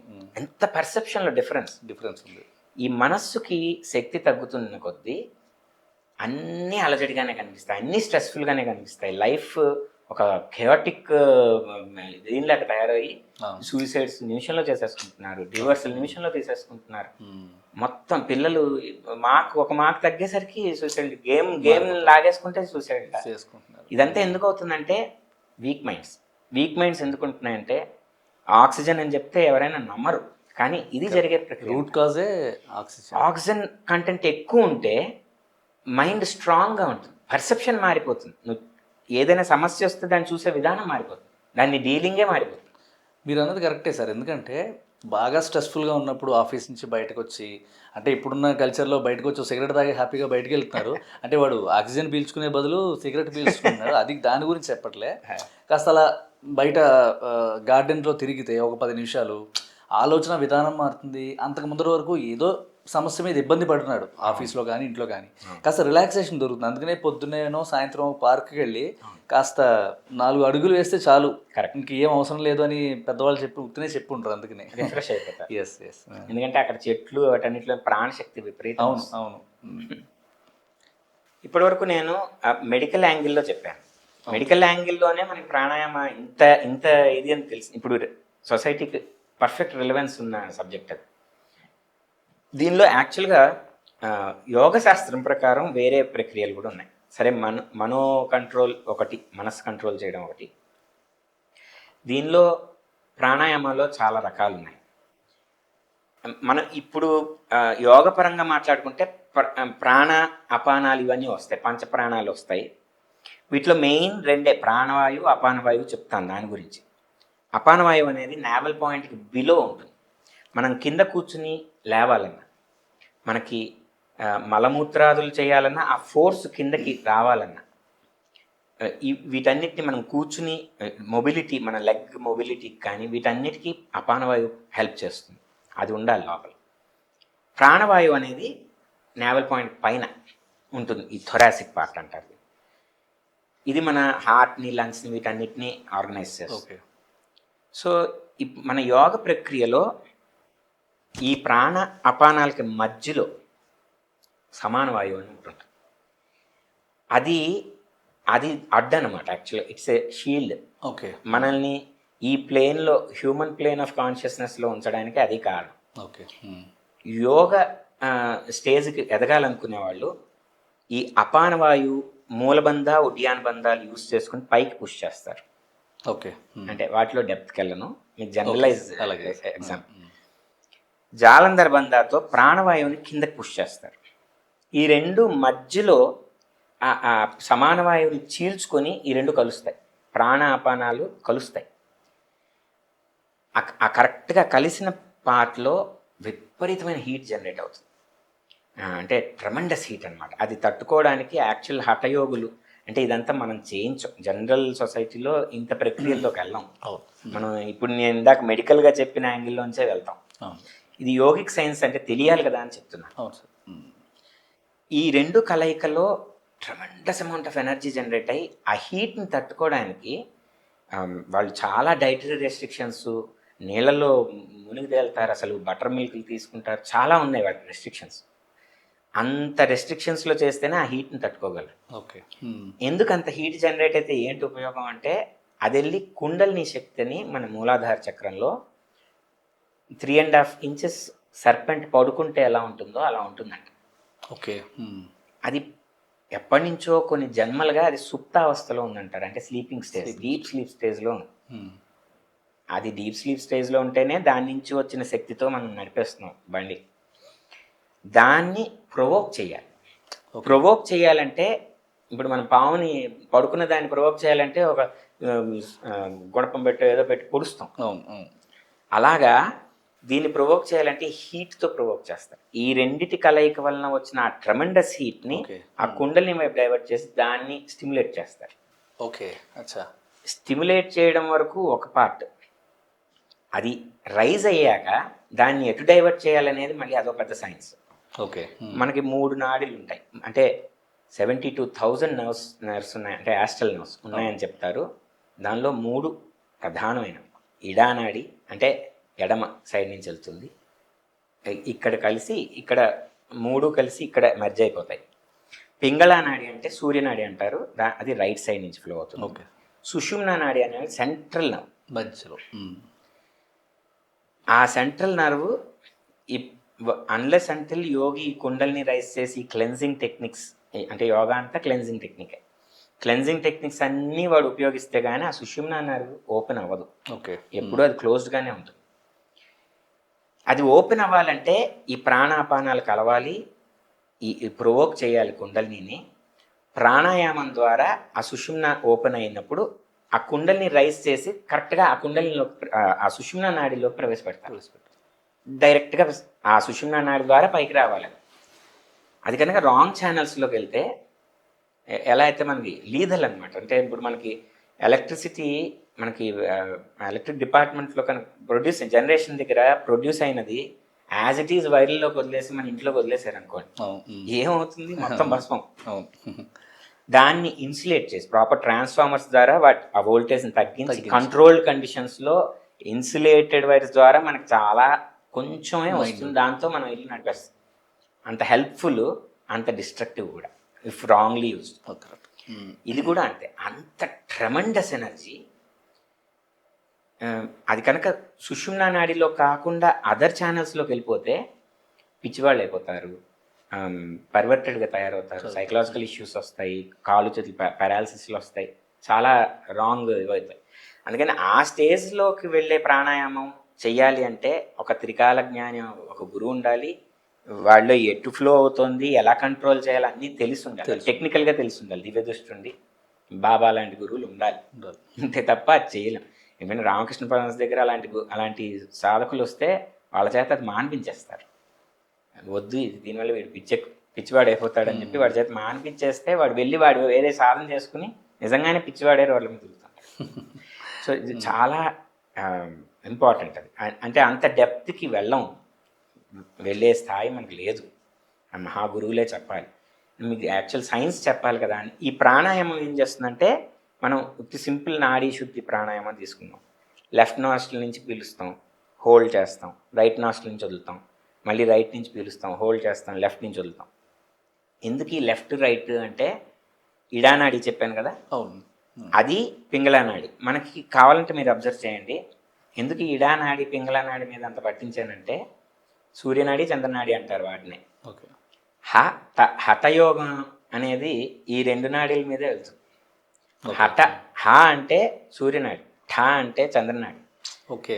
హఠతో చేసే యోగం, అందుకని హఠయోగం అని వచ్చింది. అదొక అర్థం, ఇంకా చాలా అర్థాలు ఉన్నాయి. సో ఈ రెండు నాస్ట్రిల్స్ మనకి ఎప్పుడైనా చూసుకోండి, లెఫ్ట్ నాస్ట్రిల్తో ఒకసారి ఫ్రీగా ఉంటుంది, రైట్ నాస్ట్రిల్ బ్లాక్డ్గా ఉంటుంది. మీకు కావాలంటే అబ్జర్వ్ చేసుకోండి. ఒక 45 minutes తర్వాత రైట్ నాస్ట్రిల్ ఫ్రీగా ఉంటుంది, లెఫ్ట్ నాస్ట్రిల్ షిఫ్ట్ అవుతూ ఉంటుంది అది. ఓకే. ఓకే. ఈ రెండు ఎప్పుడూ సమానంగా ఫ్లో అవ్వవు. ఫ్లో అయింది అంటే, మనం జనరల్ ట్రెండ్లో వెళ్తున్నప్పుడు ఫ్లో అయిందంటే తుమ్ములు వస్తాయి. ఓకే. తుమ్ము వస్తే అందుకే మన వాళ్ళు పెట్టారు, బయటకు వెళ్ళేటప్పుడు తుమ్ము వస్తే కూర్చో కొంచెం 5 minutes కూర్చుని వెళ్ళంటారు. ఎందుకంటే ఆ తుమ్ము ఒకవేళ ఇదేమో అని. అంటే ఈ రెండు సమానమైనప్పుడు సుషుమ్న యాక్టివేట్ అవుతుంది. సుషుమ్న యాక్టివేట్ అయితే మైండ్ కామ్ అయిపోతుంది, స్తబ్ద అయిపోతుంది, మెడిటేటివ్ లెవెల్లోకి వెళ్ళిపోతుంది. అంటే అప్పుడు క్రియాశీలకంగా ఉండదు, యాక్టివ్గా ఉండదు. ఓకే. అప్పుడు బయటికి వెళ్తే వీడు ఏం యాక్సిడెంట్ చేసుకుంటాడో వద్దంటారు, డెసిషన్స్ అవి తీసుకోలేడు, ఎక్కడో పడతాడు, అందుకని అంటారు. కానీ ఇప్పుడు వచ్చే తుమ్ములు డస్ట్ వల్ల వస్తున్నాయి. సో ఇప్పుడు ఈ రెండింటిని ఎప్పుడైతే సమానం చేయగలుస్తామో, అంటే ఈక్వల్ ఫ్లో రెండిట్లోంచి మనం ఎన్ష్యూర్ చేయగలిస్తే, అప్పుడు మాత్రమే సుషుమ్న ఓపెన్ అవుతుంది. ఓకే. ఆ సుషుమ్న ఓపెన్ అయినప్పుడు ఈ ప్రాణాపానాల్ని మనం కలిపితే ఆ కుండల్ని రైజ్ అయితే ఆ మార్గం కూడా ప్రవేశపెట్టాలి. ఇది ఒక సైన్స్, ఇదంతా ఒక సైన్స్. సో ఇంత సైన్స్కి బ్యాక్గ్రౌండ్ ప్రాణాయామం అనమాట మనం చేసే ప్రాణాయామం. సో అంటే మనకు ఫిజికల్ లెవెల్లో మనం చూసింది వేరేలా ఉంది, యాస్ట్రల్ లెవెల్లో కంప్లీట్లీ డిఫరెంట్గా ఉంది. కరెక్ట్. అది చెప్పడం కోసమే మీకు ఇది అంత ఎక్స్ప్లెయిన్. తప్పకుండా. శ్రీకాంత్ గారు, ఇందాక మీరు వివరించినట్టుగా మూలాధార చక్రం, మణిపూర చక్రం, ఇలా చక్రాల గురించి కొంత చెప్పారు. సో అసలు ఈ కుండలినిలో 6 చక్రాలు ఉంటాయని, వీటికి సంబంధించి కొంత విషయం ఉంది. సో ఒకనొక సినిమాలో రజనీకాంత్ గారు యాక్ట్ చేసినటువంటి బాబా సినిమాలో ఈ ప్రస్తావన వచ్చింది. యాక్చువల్గా మధ్యలో ఒక సీన్లో ఆయన ఒక్కొక్క చక్రం గురించి విశిష్టత చెప్తూ 6 చక్రాలు ఉంటాయి, వాటిని యాక్టివేట్ చేయడం, అది దాని తర్వాత వేరే కనెక్షన్లోకి వెళ్తుంది. సో అసలు కుండలిని అంటే ఏంటి సార్? ఈ 6 చక్రాలకి సంబంధం ఏంటి? కుండలిని అనేది ఇందా మనం చెప్పుకున్నట్టుగా ప్రతి మనిషిలోనూ, ప్రతి జీవిలోనూ ఉంటుంది కుండలిని శక్తి అనేది. అంటే మీరు ఏ చెప్తే అది ఎందుకు నమ్మేయాలండి అని మీరు అడగచ్చు ఒక రకంగా. మీరు కుండలిని అంటే కుండలిని ఉంది కావాలనుకోవడం, ఇది లేదంటే లేదనుకోవడం, ఎవరికి కనబడింది నేను చెప్తే ఎలా నమ్ముతారు అని అనొచ్చు. దీనికి నమ్మచ్చండి. ఎందుకంటున్నానంటే, మనకి యాటమ్ బాంబ్, లేకపోతే అసలు సూర్యుడిని తీసుకోండి, అన్ని హైడ్రోజన్ బాంబ్స్ అక్కడ జరుగుతున్నాయి. అక్కడ hydrogen bombs continues. Hydrogen atom ఎంత ఉంటుంది, దానిలో ఫిజన్ ఆర్ ఫ్యూజన్ జరుగుతుంది. అంటే ఇంట్రా అటామిక్ లెవెల్లో జరుగుతుంది. ఇంటర్ అటామిక్ కూడా కాదు, ఇంట్రా అటామిక్. అంత అసలు మైక్రోస్కోపిక్ లెవెల్లో కూడా కనబడని ఒక యాటంలో చిన్న ఫ్యూజనో జరిగిన దాని మీద యాటమ్ బాంబ్స్ కానీ న్యూక్లియర్ బాంబ్స్ కానీ అంతే కదా. న్యూక్లియర్ బాంబ్ అంటే మరి న్యూక్లియర్ లెవెల్లో జరుగుతుంది. ఎంత ట్రెమెండస్ ఎనర్జీ అని, అసలు మొత్తం డిస్ట్రాయ్ చేసేయగలరు. సూర్యుడికి ఇప్పుడున్న డిస్టెన్స్కి ఒక ఇంచు తేడా వచ్చినా మనం కాలిపోతాం. అంత ట్రెమెండస్ ఎనర్జీ అంత యాటంలో, అంత న్యూక్లియర్ లెవెల్లో ఉంది అంటే మనం నమ్మినప్పుడు ఇది ఎందుకు నమ్మకూడదు? స్క్రిప్చర్స్ ఇంత క్లియర్గా చెప్తున్నారు సార్. అలాగే ఇప్పుడు ఒక జీవి పుట్టడానికి స్పెర్మ్ అండ్ ఓవ్యూల్ ఎంత ఉంటాయని మైక్రోస్కోపిక్ లెవెల్. Correct sir. ఆ రెండు ఎక్కడో మైక్రోస్కోప్ లెవెల్లో కలిస్తే ఒక నిండు హ్యూమన్ బీయింగ్ పుడుతున్నాడు. కరెక్ట్. 7 feet టాల్ వాళ్ళు కూడా పుడుతున్నారు. అలాగే మనం మర్రి చెట్టు చూసుకుంటే దాని విత్తనం ఎంత ఉంటుందండి? ఇంతే చాలా ఉంటుంది, చిన్నది. Very small. కానీ దాన్ని ప్రాపర్గా నరిష్ చేసినప్పుడు మహావృక్షమై కూర్చుంటుంది. మరి ఇది నమ్మినప్పుడు ఇది ఎందుకు నమ్మనంటారు? ఖచ్చితంగా నమ్మి తీరాలి. సార్.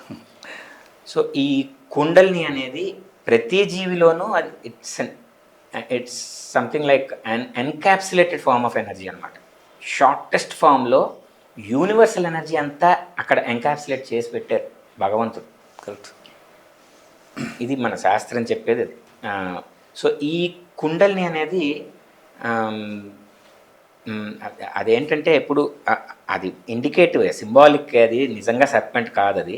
అందుకే మనకి యాక్చువల్గా శివుడు మెడకి సర్పం చుట్టుకుని అంటే మనకి ప్రాణశక్తిని అంతటినీ ఎప్పుడైనా ప్రాణశక్తి శక్తులు, రకరకాల శక్తులని సర్పాల రూపంలోనే చూపిస్తారు. ఎందుకంటే అవి వెళ్ళే తీరు కానీ అవి కాటేస్తే అవతల పడిపోయేది ఎలా ఉంటుందో అలాగే అంత లీగల్గా కూడా పనిచేయగలవు. అంత ఎనర్జీ ఉంటుంది వాటికి. అందుకనే అన్ని దేవతల్లోనూ ఆ సర్పం అనేది ఇండికేట్ చేస్తూ ఉంటారు. It's basically symbolic of energy అనమాట. సో మనలో ఉన్న కుండలిని కూడా ఇందా చెప్పినట్టు 3.5 inches సర్పెంట్ని, కాయిల్డ్ సర్పెంట్ అనమాట, చుట్టలు చుట్టుకుని తల లోపలికి పెట్టుకుని పడుకుని ఉంటుందంటారు. ఓకే. అంటే ఆ రిజర్వాయర్ ఆఫ్ ఎనర్జీని మనం యూజ్ చేసుకోవట్లా. యాక్చువల్గా మనకి బ్రెయిన్ ఐక్యూ టెస్ట్లో మీరు వినే ఉంటారు కదా. అవును సార్. మ్యాక్సిమం ఐక్యూ ఐన్స్టీన్కి ఉందని చెప్తారు, 10 ఎంతో. అవును. అంత తక్కువ ఐక్యూలో 10 or 20% దగ్గరికి వచ్చేసరికి జీనియస్ గ్రేడ్కి వెళ్ళిపోతున్నారు. కానీ మన బ్రెయిన్లో మిగతా పార్ట్స్ అన్నీ సబ్కాన్షియస్లో ఉంటున్నాయి. అంటే ఒక నిండు ఇది తీసుకుంటే దానిలో only 1 part of the brain, 1 small part of the బ్రెయినే మనకి యాక్టివ్గా ఉంటుందన్నమాట. రిమైనింగ్ 90% ఆర్ వాట్ ఎవర్, అంటే 10% ఐక్యూ హైయెస్ట్ స్టాండర్డ్ అంటే 90% is in dark space. Correct. అదంతా మనదే కదా, అది ఎందుకు యాక్టివ్ అవ్వదు? 2 మార్గాల ద్వారానే యాక్టివ్ అవుతుంది. ఒకటి, మనం చేసిన ప్రాణాయామం ఇందాక చెప్పాను కదా, ఆ ఆక్సిజన్ కంటెంట్ పెరుగుతున్న కొద్దీ బ్రెయిన్ సెల్స్ అన్నీ యాక్టివ్ అవుతుంటాయి. బ్రెయిన్ సెల్స్ అన్నీ యాక్టివ్ అవుతున్న కొద్దీ ఈ ఐక్యూ లెవెల్స్ పెరుగుతుంటాయి. అలాగే ఈ కుండల్ని రైస్ చేసింది. కుండల్ని కనుక ఒక్కొక్క చక్రం, మీరు ఇందాకన్న షట్చక్రాలు ఒక్కొక్కటి భేదించుకుంటూ పైకి వెళ్తుంది. అంటే ఈ సుషుమ్నా నాడి అని ఇందాకన్న middle nerves of the spine, ఆ మిడిల్ నర్వ్ దగ్గర ఒక్కొక్క ప్లేసెస్లో జంక్షన్స్ అనమాట. అంటే నర్వ్ ప్లెక్సెస్ అన్నాను కదా, హబ్స్ ఆఫ్ నర్వ్స్. అంటే అది రూట్ చేసుకుని అన్ని నర్వ్స్ ఫ్లో అవుతుంటాయి అక్కడి నుంచి. అలాంటి హబ్స్ మనకి 6 places ఉన్నాయి. ఓకే. ఈ హబ్స్ అన్నిటిలోకి ఆ కుండల్ని కనుక వస్తూ ఉంటే, ఒక్కొక్క హబ్లోకి వస్తుంటే ఒక్కొక్క రకమైన శక్తులు వస్తుంటాయి. ఓకే. వాటి నుంచి ఎలాబరేట్గా వెళ్ళను. ఓకే. అసలు వింటుంటే ఇప్పుడు మనకి ఏం లేదు, సింపుల్. మనకి ఆంజనేయ స్వామి ఎన్ని మిరాకిల్స్ చేసి చిన్నవాడైపోయాడు, మహా పర్వత ఆకారంగా అయిపోయాడు, ఎగరగలిగాడు. ఆయన భూమి మీద పాతుకుంటే ఆయన్ని తోక కూడా భీముడు కదల్చలేకపోయాడు. ఇవన్నీ అణిమ, గరిమ, లగిమ, మహిమ సిద్ధులు, ఇవన్నీ కూడా అష్టసిద్ధులు అంటారు. ఈ సిద్ధులన్నీ కూడా ఈ ఒక్కొక్క కుండల్ని, ఒక్కొక్క చక్రాన్ని భేదించుకుని పైకి లేస్తుంటే ఈ సిద్ధులు ఒక్కొక్కటి స్టార్ట్ అవుతుంది. ఒక్కొక్కళ్ళ మాట, ఇది జరగాలని మాట, సంకల్పం గట్టిగా ఉండి మాట్లాడితే అది జరిగిపోతుంది. సంకల్ప సిద్ధులు అంటారు, వాక్సిద్ధి అంటారు. ఇవన్నీ కూడా ఒక్కొక్క చక్రాన్ని, అది కుండల్ని టచ్ అయినప్పుడు ఈ సిద్ధులన్నీ వస్తుంటాయి. సో అంటే ఈ సిద్ధులన్నీ ఒక రకంగా డీవియేషన్ ఫ్రమ్ యాక్చువల్ పాత్కి డీవియేషన్స్ అవుతాయి. కానీ we know where we are going. ఈ సిద్ధుల వల్ల ఒక్కొక్కటి అచీవ్ చేయడం వల్ల, ఓకే నేను ఇది సాధించగలిగానంటే నేను ఈ స్థితిలో ఉన్నాను, ఇంకా ఫర్దర్ సాధించడానికి, అంటే మెట్లు అనమాట. నేను ఏ మెట్టులో ఉన్నాను, ఏ ఫ్లోర్లో ఉన్నానని తెలుసుకోవడానికి ఇవన్నీ ఉపయోగపడతాయి. యాక్చువల్గా స్పిరిచువల్ పాత్లో డీప్గా వెళ్ళాలనుకునే వాళ్ళకి ఇవన్నీ డిస్ట్రాక్షన్స్ బేసిక్గా. ఎందుకంటే కొంతమంది ఇక్కడే ఆగిపోయి వీటితో బిజినెస్లు చేసుకుంటున్నారు, చాలామంది ఉన్నారు వాళ్ళు. సో ఇది కుండల్ని గురించిన విషయం. ఇంకా డెప్త్కి వెళ్ళాలంటే చాలా ఉంది సైన్స్. మనం తెలియడం కోసం ఇంతవరకు చెప్పుకుంటే చాలు. ఓకే సార్, చాలా మంచి విషయం. అంటే ఇందాక మీరు చెప్పిన దాని ప్రకారం ఈ యాక్టివేషన్ ఒక చక్రం నుంచి ఇంకో చక్రంకి ఆ వచ్చేటువంటి సుషుమ నాడి వల్ల వచ్చే యాక్టివేషన్ వల్ల కొత్త కొత్త పవర్స్ వస్తాయని. సో ఒకవేళ ఈ పవర్స్ మొత్తం పూర్తిగా మనిషికి అంటే అన్ని నాడులు అన్ని చక్రాలు యాక్టివేట్ అయితే వాళ్ళ పరిస్థితి ఎలా ఉంటుంది అంటే ఒక జనరల్ డౌట్. ఎందుకంటే మనం చక్రాలు కొన్ని చెప్పుకుని కొన్ని ఇలా మాట్లాడుకున్నప్పుడు అన్ని చక్రాలు యాక్టివేట్ అయితే ఏమవుతుందని ఒక డౌట్ క్రియేట్ అవుతుంది. ఎందుకంటే ఈ ఇమాజినేషన్ మీద హాలీవుడ్లో ఒక సినిమా తీశారు. ఓకే, లూసీ అని ఒక సినిమా ఉందండి. అదేంటంటే ఇట్లాగే ఇందాక మనం ఐక్యూ పవర్ గురించి మాట్లాడుకున్నాం. ఐన్స్టీన్కి సంథింగ్ ఎంతో ఒక ఐక్యూ పవర్ పెరగడానికి ఆయనకి మొత్తం అన్నీ చేయగలుగుతున్నారని. సో అందులో ఏం చూపిస్తారంటే ఈ ఐక్యూ పవర్ పెరిగి ఇది ఒకవేళ 20%, 30%, 40% అవుతూ ఉంటే అన్నీ కనిపిస్తూ ఉంటాయి దాంట్లో. కరెక్ట్. అంటే ఇది ఒక మూవీ ఇమాజినేషన్ అయ్యి ఉండొచ్చు. క్లియరాడియన్స్ ఇవన్నీ. సో ఇది 100% అయిపోతే ఏమవుతుంది, ఇంకా మొత్తం బ్లాంక్ అయిపోతుంది, ఏం కనిపించదు, అంతా కూడా శూన్యంలో అయిపోతుంది అనమాట. సో అట్లాగా మామూలుగా మనం ఇప్పుడు సిద్ధులు యోగులు కానీ చాలామంది సిద్ధి పొందిన వాళ్ళు కానీ ఈ 6 చక్రాలు ఒకవేళ యాక్టివేట్ అయితే ఏమవుతుంది కొంత జస్ట్ ఒక ఎగ్జాంపుల్ కింద. చాలా కరెక్ట్, రిలవెంట్ క్వశ్చన్. మనకి దీన్ని ఎక్స్ప్లెయిన్ చేయాలంటే ఇంకోటి ఎక్స్ప్లెయిన్ చేయాలి. మనకి యాక్చువల్గా పుట్టినప్పుడు మీకు తెలీదో పైన ఈ మాడు దగ్గర అక్కడ ఒక్క చోటే మధ్యలో సున్నితంగా ఉంటుంది. అవును సార్, అవును. దాన్ని యాక్చువల్గా బ్రహ్మరంధ్రం అంటారు. ఓకే. అంటే అది ఇక్కడి నుంచి ఇక్కడికి ఉంటుంది. అంటే ఆజ్ఞాచక్రం దీని నుంచి ఒక గీత వెనక్కి గీయండి. ఓకే. టెంపుల్స్ నుంచి ఒక గీత గీయండి. ఓకే. మధ్యలో ఒక ఇంటర్సెక్టింగ్ పాయింట్ ఉంటుంది, అది ఆజ్ఞాచక్రం. ఓకే. అక్కడ ఉంటుంది. ఆ ఇంటర్సెక్టింగ్ పాయింట్ నుంచి ఈ టాప్ కరెక్ట్గా సెంటర్లోకి బ్రహ్మరంధ్రం అంటారు. ఓకే. దానికి అది ఏంటి చేస్తుంది అంటే అదే కొట్టి దాన్ని మన షేపప్ చేసేస్తారు. అది గట్టిపడిపోతుంది, తర్వాత స్కల్ దాని మీద గట్టిపడిపోతుంది. యాక్చువల్లీ ఆ పార్ట్ చాలా సున్నితంగా ఉంటుంది ఫస్ట్లో. మనకి ఈ 3 నాడీలు చెప్పాను కదా, ఇడా నాడి, పింగళ నాడి, సుషుమ్నా నాడి. ఈ 3 నాడీలు యాక్చువల్గా ఈ కింద నుంచి ఆజ్ఞా చక్రం వరకు సెపరేట్గా ఉంటాయి. సెపరేట్గా ఉండి ఈ నెర్వ్ ప్లెక్సస్ అన్నాను కదా, ఈ చక్రాస్ దగ్గర ఇంటర్సెక్ట్ అవుతూ ఉంటాయి, ఇలా వెళ్తూ ఉంటాయి. ఓకే. వెళ్ళి కరెక్ట్గా ఆజ్ఞా చక్రం దగ్గర 3 మెర్జ్ అయిపోతుంది. ఓకే. అందుకే దాన్ని త్రివేణి సంగమం అంటారు. ఓకే. అంతర్కాశి అంటారు. ఓకే. యాక్చువల్లీ బాబా గారు అనేవాళ్ళు, షిడ్డి బాబా, నేను రోజు కాశీలో స్నానం చేసి వస్తాను, నాకు వేరే స్నానం అవసరం లేదంటారు. ఓకే. ఏంటికి ఆయన కాశీలోకి ఎందుకు వెళ్తారు? ఫిజికల్గా వెళ్ళడం కాదు, కాశీ అంటే ఆయన ఉద్దేశం. అక్కడ ధ్యానం చేయడమే ఆయన కాశీలో స్నానం చేయడం అన్నమాట. గురుస్థానం అని కూడా అంటారు దాన్ని. సో ఇక్కడ మెర్జ్ అయిపోయాక ఇక్కడి నుంచి పైకి వెళ్ళేది ఇంకా వేరే లెవెల్లో ఉంటుంది అనమాట. వేరే plane of consciousness open up అవుతుంది. ఇంకా అదేంటంటే will almost be equivalent to godly state. ఇప్పుడు మనం ఎవరైతే చెప్పుకుంటున్నామో ఈ గ్రేట్ రామకృష్ణ పరమహంస, రమణ మహర్షి, షిరిడి బాబా, ఇలాంటి వాళ్ళందరూ ఆ స్టేజ్కి వెళ్ళిన వాళ్ళు. పూర్తిగా సహస్రారం దాకా వెళ్ళిపోతే ఇంకా వాళ్ళు కిందకి రావడం అనేది ఉండదు. ఓకే. ఈ స్టేజ్లో ఉంటారు వాళ్ళు. ఆజ్ఞాచక్రం నుంచి సహస్రారం మధ్య స్టేజ్లో వాళ్ళు నిలుపుకుని ఉంటారు. ఓకే. ఎందుకంటే మనకి చేయాల్సిన హితం చేసి వాళ్ళు వెళ్దామని, ధర్మాన్ని ఎస్టాబ్లిష్ చేసి వెళ్ళడానికి కోసం అక్కడ నిలుపుకుని ఉంటారు కాన్షియస్నెస్. సో ఈ షట్చక్రాలు దాటిపోయి పైకి వెళ్ళిన వాళ్ళు భగవంతుడు ఏ స్థితిలో ఉంటారో వాళ్ళు ఆ స్థితిలో ఉంటారు. వేరే దాన్ని శూన్యం కాదు. శూన్యవాదం అనేది అది బౌద్ధిజం నుంచి వచ్చింది. అది మన ముగ్గురాచార్యులు ఖండించారు. ఓకే. నిష్పక్షపాతంగా ఖండించారు. ఓకే. వాళ్ళ ముగ్గురు కలిసింది ఆ విషయంలో భగవంతుడి విషయంలో ముగ్గురు ఏకగ్రీవంగా ఉంటారు. ఓకే. సో బౌద్ధిజం అనేది శూన్యవాదం ప్రాపగేట్ చేసింది. కానీ శూన్యం అంటే నథింగ్. ఆ నథింగ్నెస్ కాదు ఇక్కడ. You are aware of everything, you are conscious of everything. Universal consciousness వస్తుంది. యాక్చువల్గా యోగా అనే మాటలోనే యోగం అంటే యుజ్ అనే ధాతు నుంచి వచ్చింది. యుజ్ అంటే to unite and to yoke 2 things together. Okay. రెండుని యోక్ చేయడం, యునైట్ చేయడాన్ని యుజ్ అంటారు. ఏ రెండు? ఇదే ఈ individual consciousness in the form of kundalini. Okay.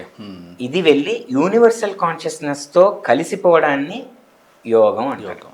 మన భక్తి యోగం, కర్మయోగం, జ్ఞానయోగం అన్నిటికీ యోగం అనేది చేర్చడానికి, వీటి ద్వారా ఆ యూనియన్ సాధ్యం అవుతుంది అని చెప్పడానికి సాధ్యం అవుతుంది. కరెక్ట్. మన హఠయోగం కూడా హెల్ప్ చేస్తుంది ఆ విషయం. సార్ ఇప్పుడు మనం కుండలిని గురించి ఇందాక మాట్లాడుకున్నాం, అన్ని షట్చక్రాల గురించి చాలా మంచిగా మాట్లాడుకున్నాం. సో ఇందాక నుంచి ఫస్ట్ నుంచి కూడా మనం మాట్లాడుకున్న ఇంకొక విషయం ఏంటంటే హఠయోగం. హఠయోగం, రాజయోగం.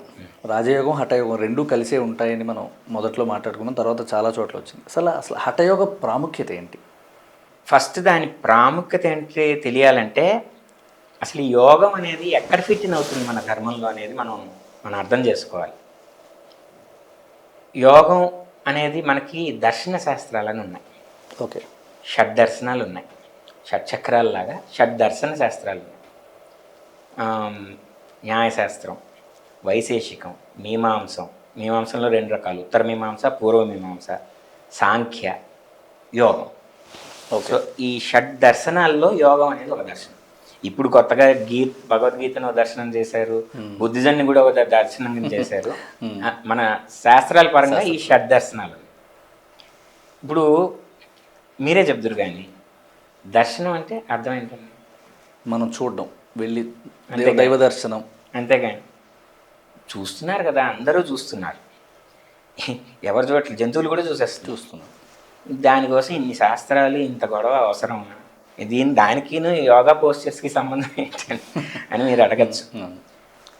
దీనికి వేదాంతంలో చెప్పబడిన ఆ రజసర్ప భ్రాంతి తేవాల్సి వస్తుంది, తప్పదు. అది లేనిదే మన పని గడవదు. రజసర్ప భ్రాంతి కన్నా ముందు చంద్రుడి గురించి చెప్పుకున్నాం. చంద్రుడి గురించి యాక్చువల్గా మనకి మన హిందూ ఆస్ట్రాలజీ ప్రకారం, ఆస్ట్రాలజికల్ సైన్స్ ప్రకారం కూడా దాని గురించి క్లియర్గా వర్ణించారు, చాలా స్పష్టంగా. అదేంటి, దానికి రైట్ సూర్యుడి నుంచే రిఫ్లెక్ట్ అవ్వడం, ఇవన్నీ క్లియర్గా వర్ణించారు. బట్ కామన్ మ్యాన్, పూర్వకాలం వాళ్ళకి అంత ఆస్ట్రాలజికల్ సైన్స్ తెలిసేది కాదు.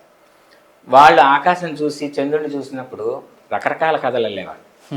నల్ల చీర ఆకాశం, దాని మీద తెల్ల అద్దాలు కుట్టారు, చంద్రుడు పెద్ద అద్దం అని. కొంతమంది ఏమో దానిలో పాల సముద్రం ఉందని, కొంతమంది ఏమో దానిలో ఒక రావి చెట్టు, మర్రి చెట్టు, దాని కింద ఒక అవ్వ కూర్చుని రుబ్బురోలు రుబ్బుతుంది, కుందేలని, రకరకాల కథలు. అంటే అందరూ చూస్తున్నారు అదే చంద్రుడిని. ఒక సైంటిస్ట్ ఒకలా చూస్తున్నాడు, ఒక ఆస్ట్రాలజీ నేర్చుకున్నవాడు ఒకలా చూస్తున్నాడు. ఈ కామన్ మ్యాన్ ఒకడేమో చీర అంటాడు, ఒకడేమో అర్థం అంటాడు, పాలు అంటాడు. అంటే అందరూ చూస్తున్నారు అదే దాన్ని, కానీ ఒక్కొక్కళ్ళు చూసే విధానం వేరు. సో దర్శనం అనేది ఇక్కడ ఇంప్రాపర్గా ఉంది, అంటే ఒక్కొక్కరికి ఒక్కొక్క దర్శనం అయిపోయింది. అలాగే ఇది కూడా మీరే జాగ్రత్తగా వినండి, మీరే చెప్పాలి. ఓకే.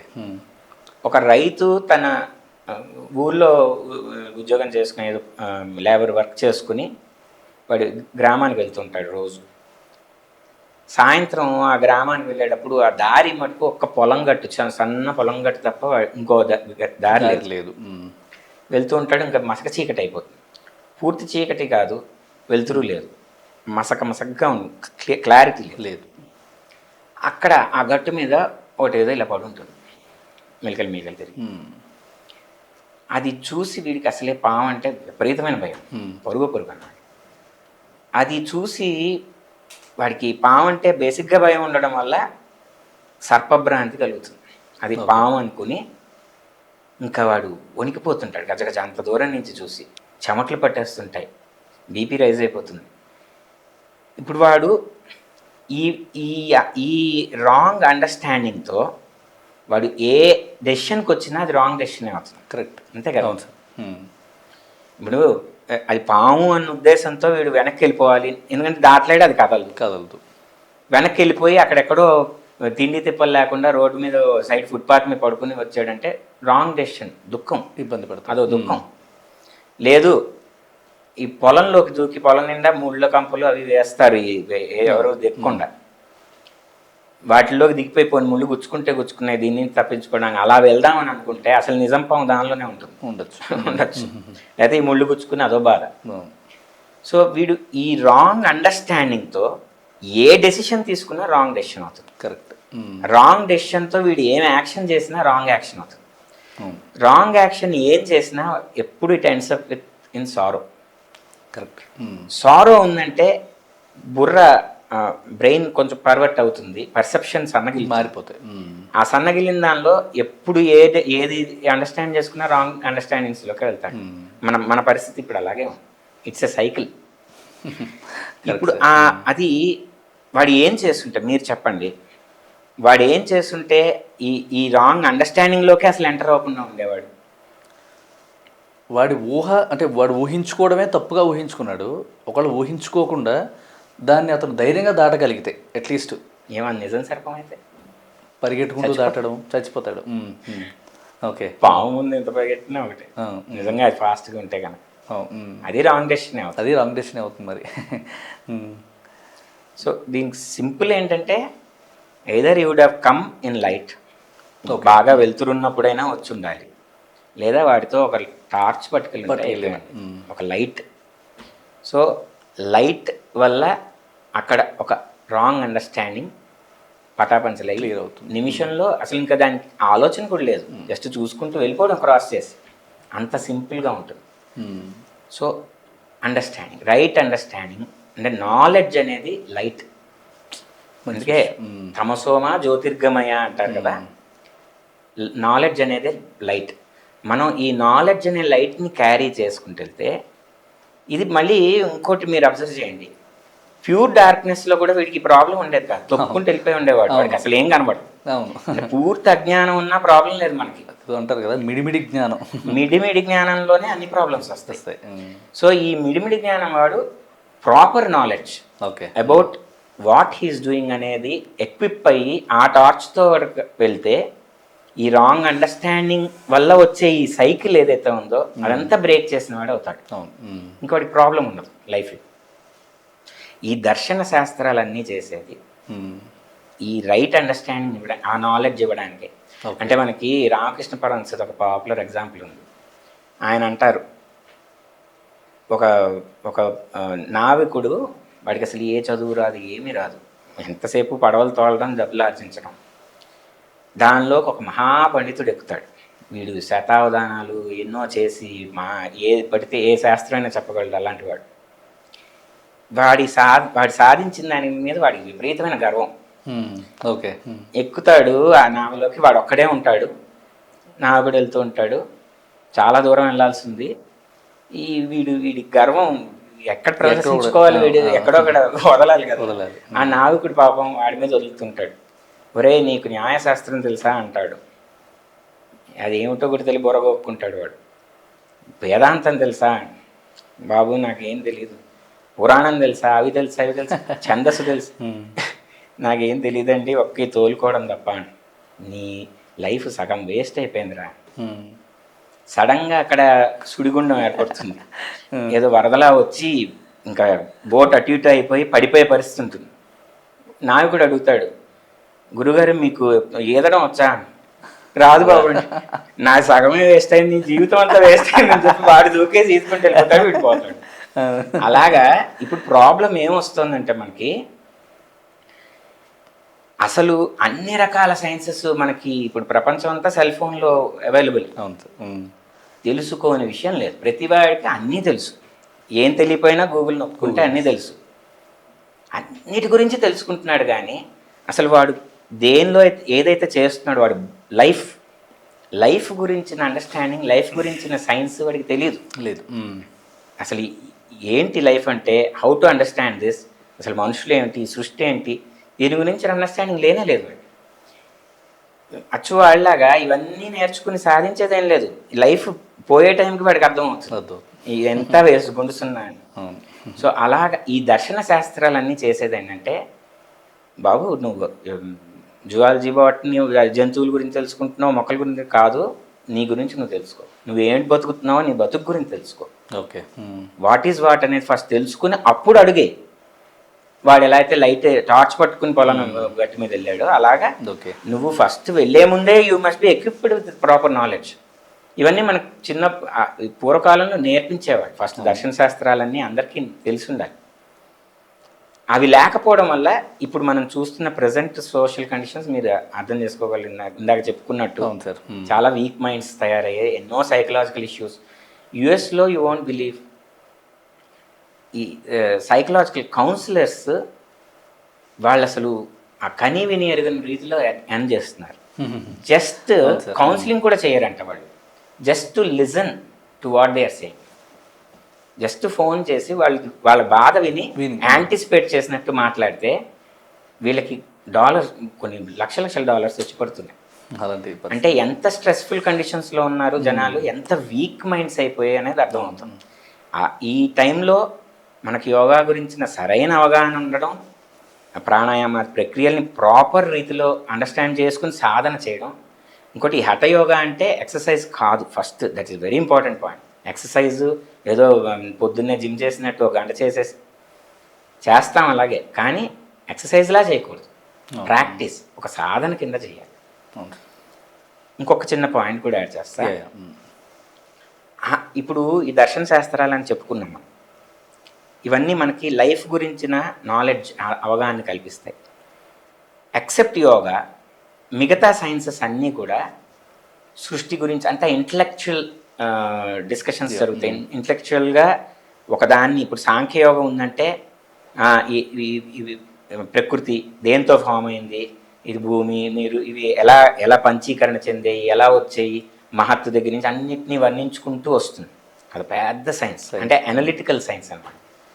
అంత everything is related to mind. ఇప్పుడు ఉత్తరమీమాంస ఉంది, ఉత్తరమీమాంస అంటే వేదాంతం, ఉపనిషత్తు, అంత బ్రహ్మం గురించిన చర్చ, ఇది మైండ్ రిలేటెడ్. పూర్వమీమాంస కర్మ గురించిన చర్చ, అంత డిస్కషన్స్ కంక్లూజన్స్ మీద రన్ అవుతుంటుంది. సో ఇవన్నీ ఇంటలెక్చువల్ మైండ్ బాగ్లింగ్ థింగ్స్ అన్నమాట. కానీ యోగం, హఠయోగం అనేది ఇట్స్ బ్యూటిఫుల్లీ డిఫరెంట్. ఎందుకంటే you'll just use your body, breath and mind to align your self.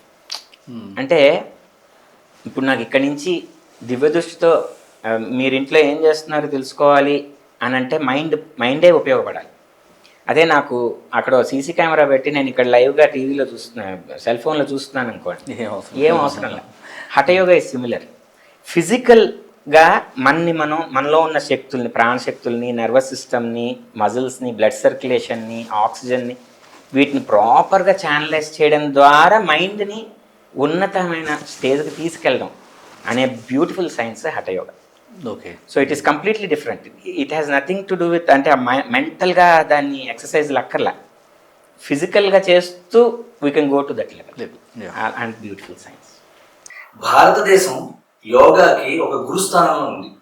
ఎందుకంటే ఇక్కడ ఇచ్చినటువంటి రూట్స్ ద్వారా, ఇక్కడ నుంచి తీసుకున్నటువంటి అనేక సూత్రాల ద్వారా ప్రపంచవ్యాప్తంగా ఇప్పటికీ నడుస్తోంది కొన్ని వేల సంవత్సరాల నుంచి. అంటే ఎంత స్ట్రాంగ్ రూట్స్ మన మహర్షులు కానీ ఋషులు కానీ వాళ్ళు ఇచ్చారు. వాళ్ళందరికీ కూడా ఎన్నిసార్లు నమస్కారాలు పెట్టినా సరిపోదు.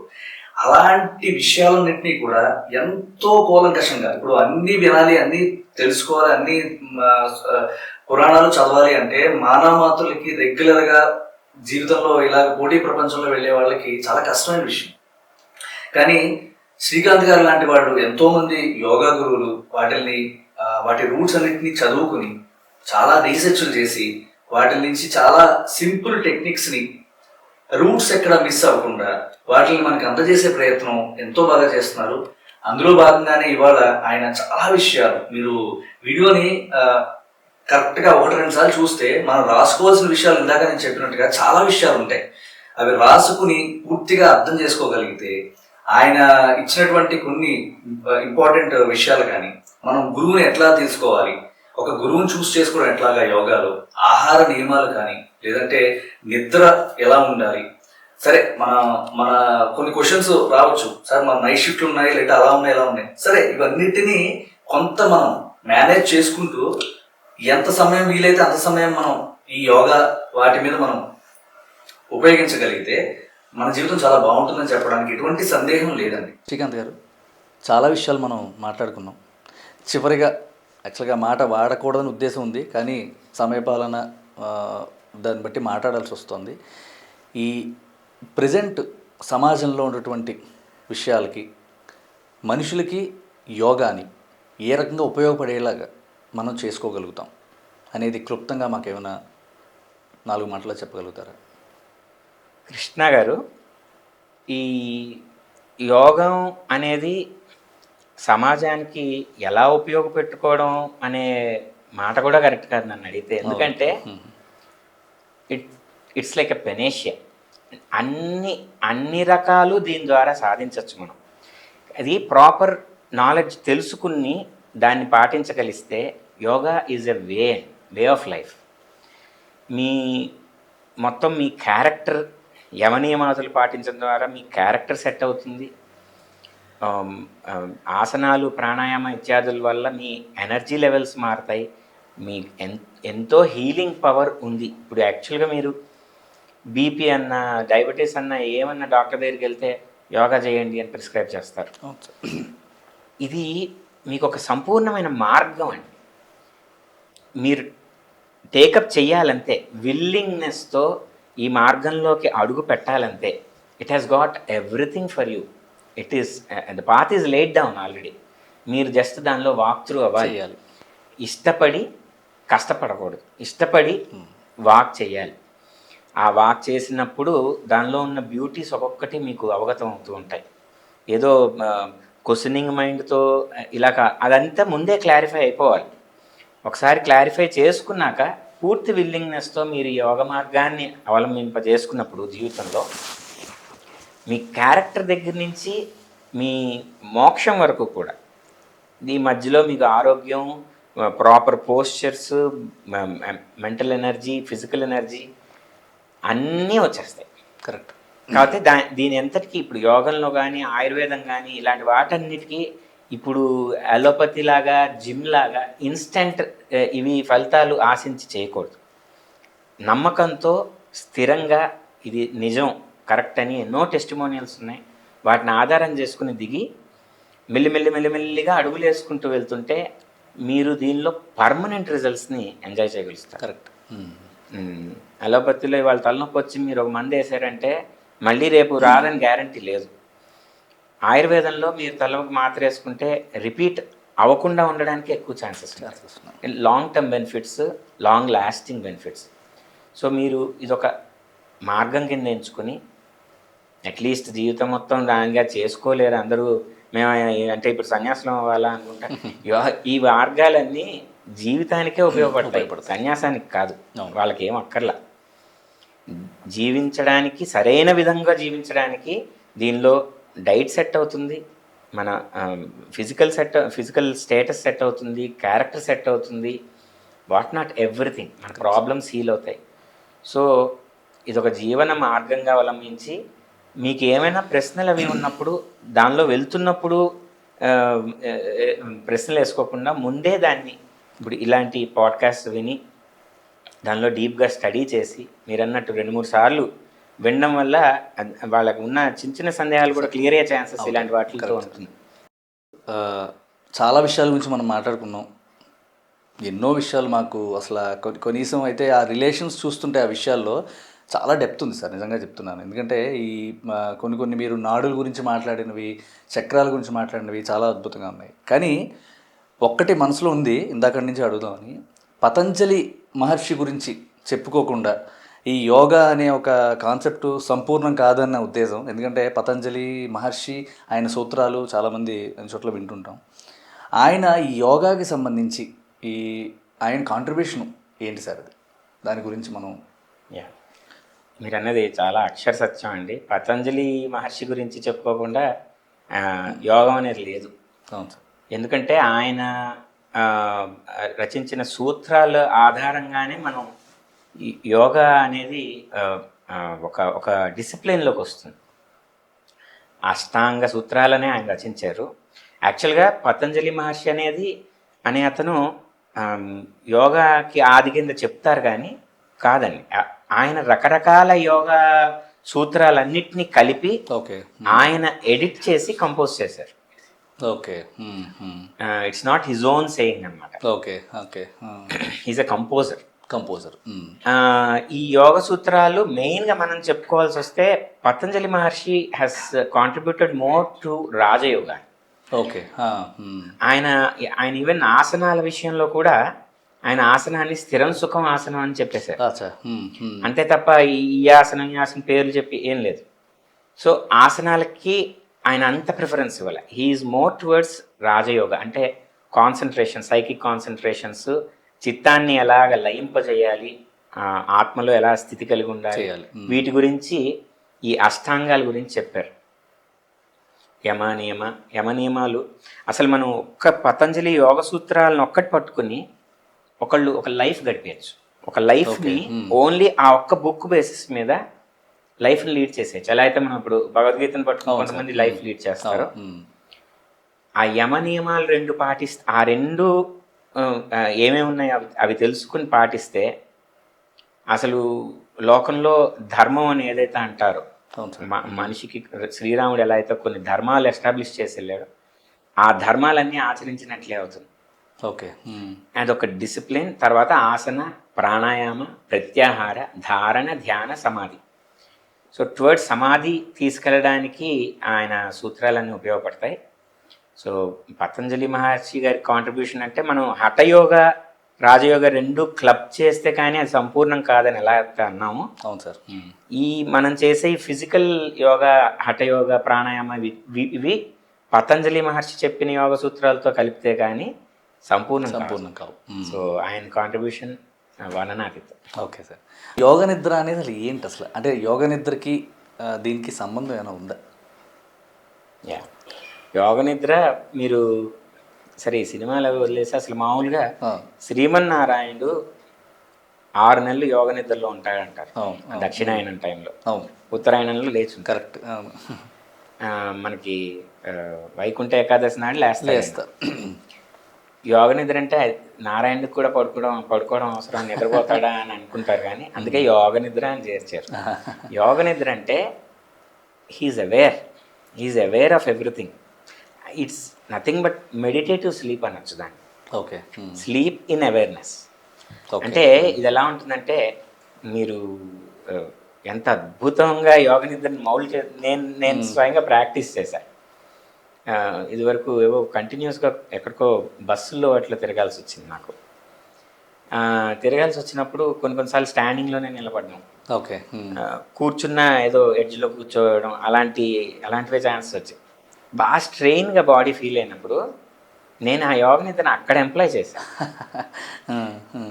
హ్యాండిల్ పట్టుకుని బస్సులో నించుని ఎక్సెప్ట్ దిస్ హ్యాండ్, మిగతా బాడీ పార్ట్స్ అన్నిటి కాన్షియస్గా డీప్గా రిలాక్స్ చేసుకోవడం.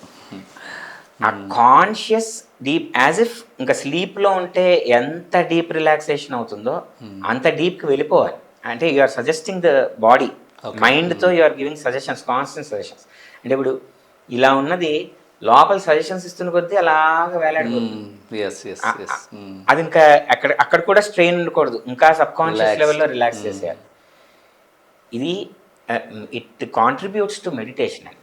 కరెక్ట్. నిద్ర అని పేరు పెట్టడం వల్ల మనకి ఈ పోకడలు అన్నీ వచ్చాయి, కానీ it is actually sleeping meditation అనొచ్చు. దీనిలో చాలా రకాలు, there are wide variety of yoga nidra. కాన్షియస్గా పార్ట్ బై పార్ట్ విజువలైజ్ చేసుకుంటూ వెళ్ళడం ఒక రకమైన యోగ నిద్ర. అంటే ఎలాబరేట్గా వెళ్ళను, ఒక మంత్రంతో యోగ నిద్రలోకి వెళ్ళడం. ఒక భావం, ఒక కైండ్ ఆఫ్ భావం, అంటే ఒక లైట్ అంతటా వ్యాపించింది అనే భావంతో ఆ లైట్లో సెటిల్ అయ్యి అలా ఉండడం కాన్షియస్గా. ఇదంతా మెడిటేషన్ లాగే ఉంటుంది ఆల్మోస్ట్. అంటే guided meditation in sleeping position. Okay.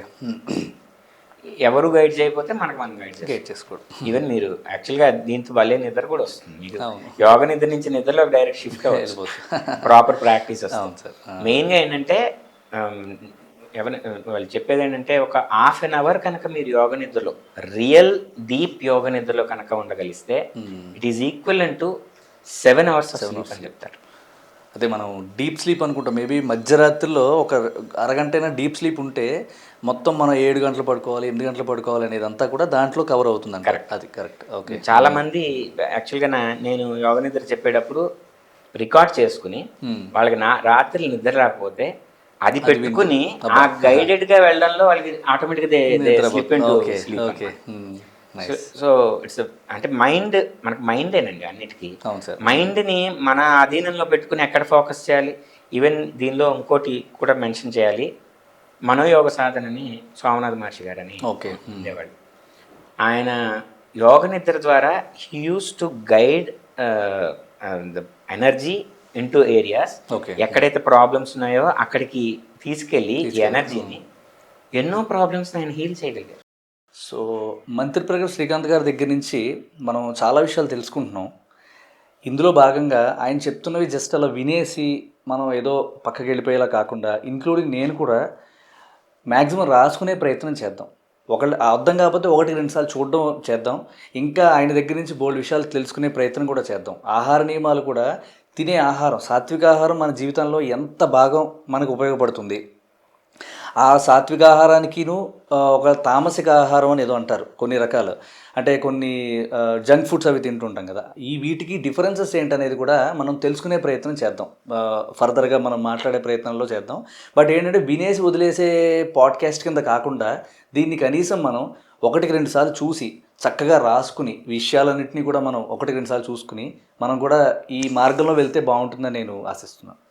ఎందుకంటే ఇంత అవర్స్ టుగెదర్ కూర్చుని మాట్లాడడం అనేది మరి ఎక్కడా జరగదు. పాడ్కాస్ట్, ఇలాంటి పాడ్కాస్ట్లోనే మనకు సాధ్యం. సో ఈ నాలెడ్జ్ని తీసుకుని వాళ్ళు క్లారిటీ తెచ్చుకుని ఇంకా కొన్ని క్లారిఫికేషన్స్ కోసం ఇంకా అప్రోచ్ అయ్యి, మిగతా వాళ్ళని కూడా అప్రోచ్ అయ్యి క్లారిఫై చేసుకున్నాక ఇంకా స్థిరమైన విల్తో ఈ మార్గంలో ప్రవేశిస్తే వాళ్ళకి రాని బెనిఫిట్ లేదు.